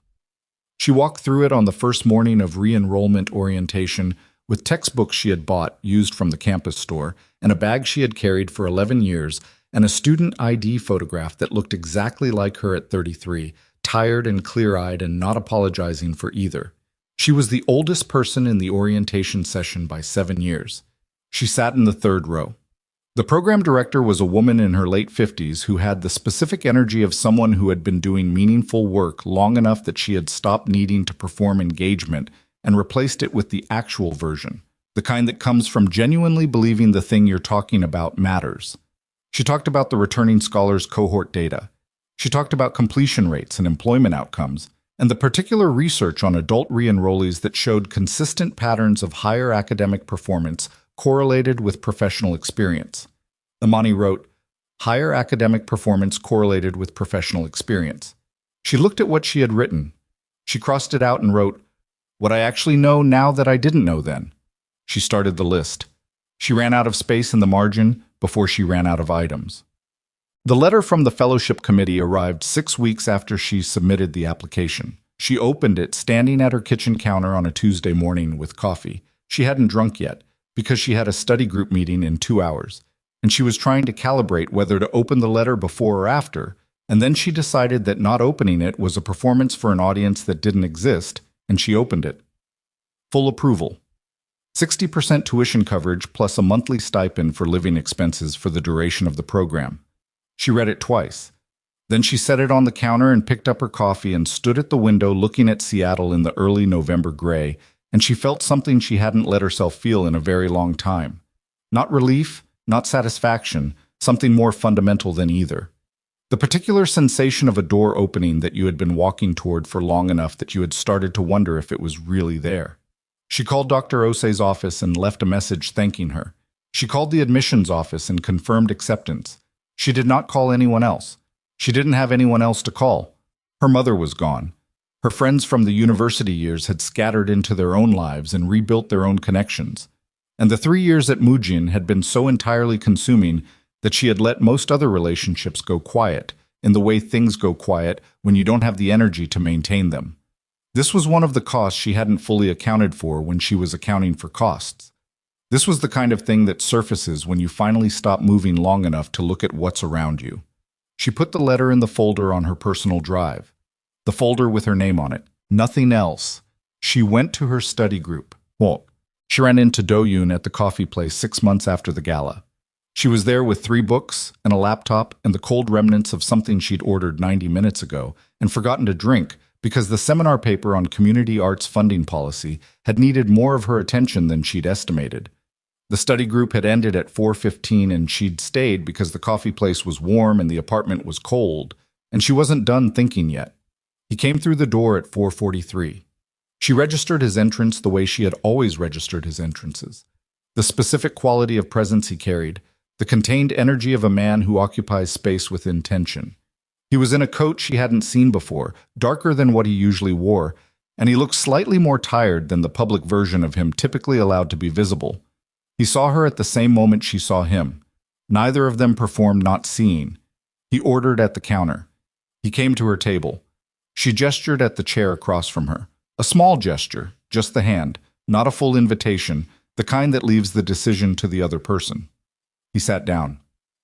"How is it?" he said. "Hard," she said. "Good. The combination is more sustainable than I expected." "The fellowship." "Came through," she said. "Full approval." Dr. Osei wrote something significant, apparently. I wasn't allowed to read it. Something moved in his face. Not pride. He didn't have the right to pride. Something more carefully positioned. "Good." "The tuition gap," she said. "I'm managing it." The retroactive adjustment covered the first semester, and the gallery work covers most of the rest.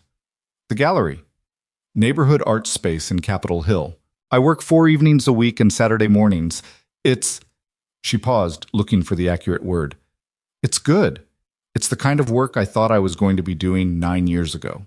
I'm not sorry it took the long way around, but I'm also not going to pretend the long way around was the plan. He looked at her. Are you sleeping?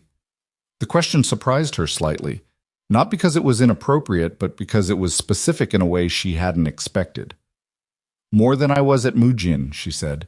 Less than I probably should. The program is dense, and I have 12 years of accumulated catching up to do. You don't have 12 years of catching up, he said.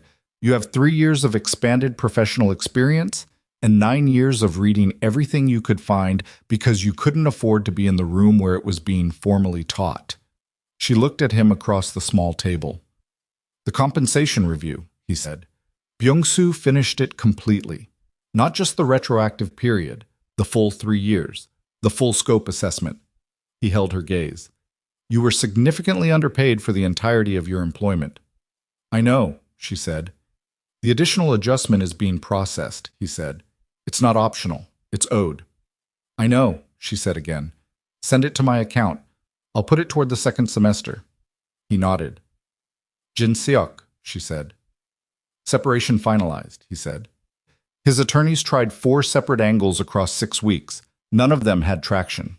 The Clearwater documentation and Byung-soo's review were conclusive. He paused. He's no longer in Seattle. Taejun. Still with the organization. Reduced scope. He understands the parameters. A pause. He's not a complicated man. He needed to understand what authority looks like now, and he does. Marcus Webb. No longer in Seattle, he said. His voice had the specific flatness that meant the category of information had reached its boundary.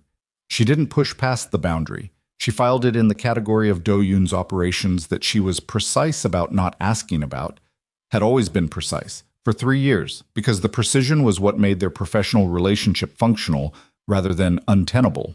Some things didn't change when the professional relationship ended. Some truths about a person were just true.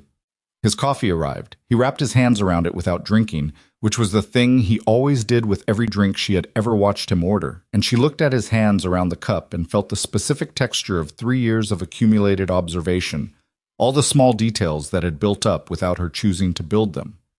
Byung-soo, she said. Still there, he said, still thorough. Something moved in his face. He asked about you, in passing, during a review meeting last month. He asked whether you had confirmed your enrollment. What did you tell him? That I didn't know, he said. Because I didn't. She looked at him. You could have asked. You weren't my employee anymore, he said. The information wasn't mine to have unless you chose to give it. She sat with that. She had told him on the last night of the gala, my terms, my pace. She had meant it as a statement of condition. She was only now understanding that he had taken it as an instruction and followed it precisely for 6 months. No contact, no reaching out, no leveraging the residual familiarity of 3 years of proximity into access she hadn't granted him. That was not nothing. It was in fact the thing she had least expected. Tuesday afternoons, she said. Study group meets here. We're done by 4:30. He looked at her. The fellowship seminar runs on Tuesdays, she said. We come here after. It's regular. She picked up her cold coffee and drank the last of it without looking away from him. If you need coffee on a Tuesday afternoon, around 4:30. He was quiet for a moment. Imani, he said. Not a speech, she said. Just coffee, on Tuesdays, if you happen to be in the neighborhood. I'll be in the neighborhood, he said. Then we'll see, she said. She opened her laptop. She pulled up the seminar paper. She read back the last paragraph she had written and picked up her pen and continued from where she had stopped. He drank his coffee. He didn't rush it. He didn't fill the quiet with anything. He sat across from her while she worked, and he was simply there, present, patient, not performing anything for anyone, not asking for more than what was being offered, which was Tuesday afternoon coffee in a place with warm light and cold November outside the windows, and the sound of a woman doing the work she had always been going to do, just later than planned, just by a different route than intended. The Rainier Community Learning Collective broke ground on their expansion in October of the following year. Imani spoke at the event because she had been asked and because she had things to say that were specific rather than general. Not inspiration, not aspiration, but the actual texture of what it meant to need something and not have it, and to keep moving anyway, and to eventually arrive somewhere you can look back from. She stood at this temporary microphone in front of the framed skeleton of the new building with the particular Seattle October light falling at its oblique angle across the construction site, and she talked for 9 minutes about the 12-year-old girl who had written a letter asking whether there was anything for someone who wanted to paint but couldn't afford supplies. She talked about what that letter had felt like to hold. She talked about the specific weight of a child asking permission to want something. She talked about what it costs a community when children learn early that wanting things they can't afford is a form of overreaching. She talked about what it costs over time. She didn't look at the back of the crowd while she was speaking because she was looking at the people in front of her, the parents, the children, the collective staff, the volunteers. Dr. Ose standing near the portable stage with the expression of a woman who is watching something she helped into existence take a step without her. But she registered in the peripheral awareness. She had never been able to entirely turn off, a figure at the edge of the gathered crowd. She finished. She answered questions. She held the 12-year-old's letter again. The girl's name was Maya, she had found out. Maya, who was now in the collective's after-school visual arts program. Maya, who had stopped asking permission to want things and had started simply making them.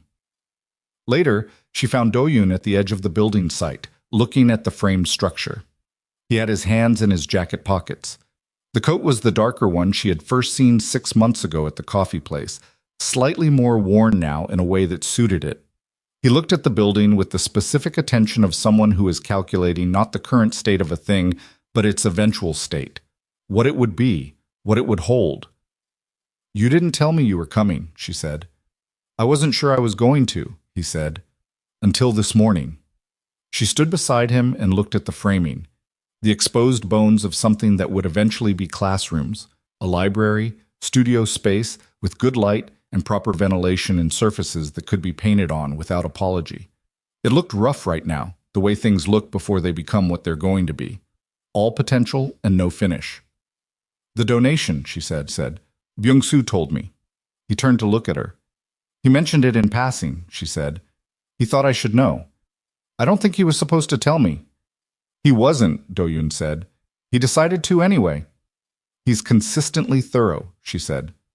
"Yes," he said. "He is." She looked back at the building. Anonymous. "It's not about credit," he said. "I've had enough credit for things that didn't deserve it. This is—" He paused, doing the compression thing, the thing she had watched him do when language needed to get smaller to fit through what he was actually willing to say. "This is just putting something back, without condition, into a place where it matters." She thought about $40 a month for 18 months. She thought about what it means to put something into a place without condition when you are a man who has spent 15 years making nothing available without condition. "It's a significant amount," she said. "Yes," he said. "For a community literacy and arts program." "Yes." She looked at him. "The wager," she said. "From the beginning. The amount that was wagered." He met her eyes. "Doubled," he said, as agreed, and then added to again, over time. She was quiet. "It's not about the wager," he said. The wager was the thing that happened before I understood what I was looking at. The donation is what happens after." He paused. "They're not the same thing." "No," she said. "They're not." They stood at the edge of the building site in the October light, and the crowd had moved into the small reception the collective had organized, and the sounds of it were drifting out. Children's voices. The collective's director speaking into a microphone. Something warm underneath all of it. The sound of people who have gathered around a thing they believe in. "I finished the paper," she said. "The community arts funding policy piece. My advisor wants to submit it for the regional journal.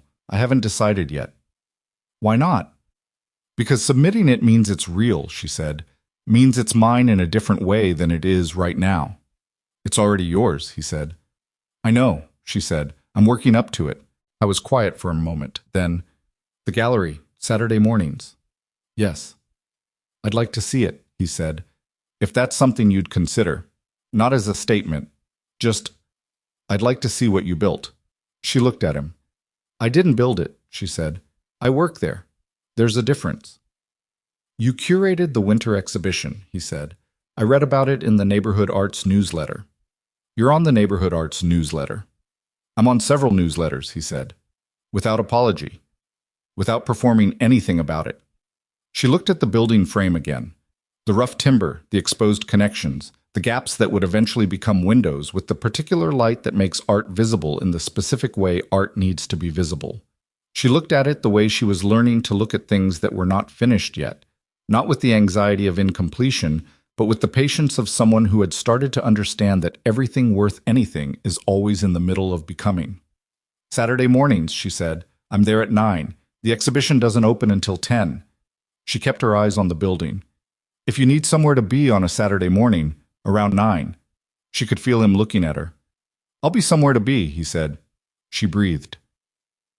They stood next to each other in the October light, not touching, not performing anything for the crowd that wasn't watching, not making any statement to anyone about what they were or weren't, just two people standing at the edge of something that was being built and was not finished and was going to require more work than either of them had fully estimated.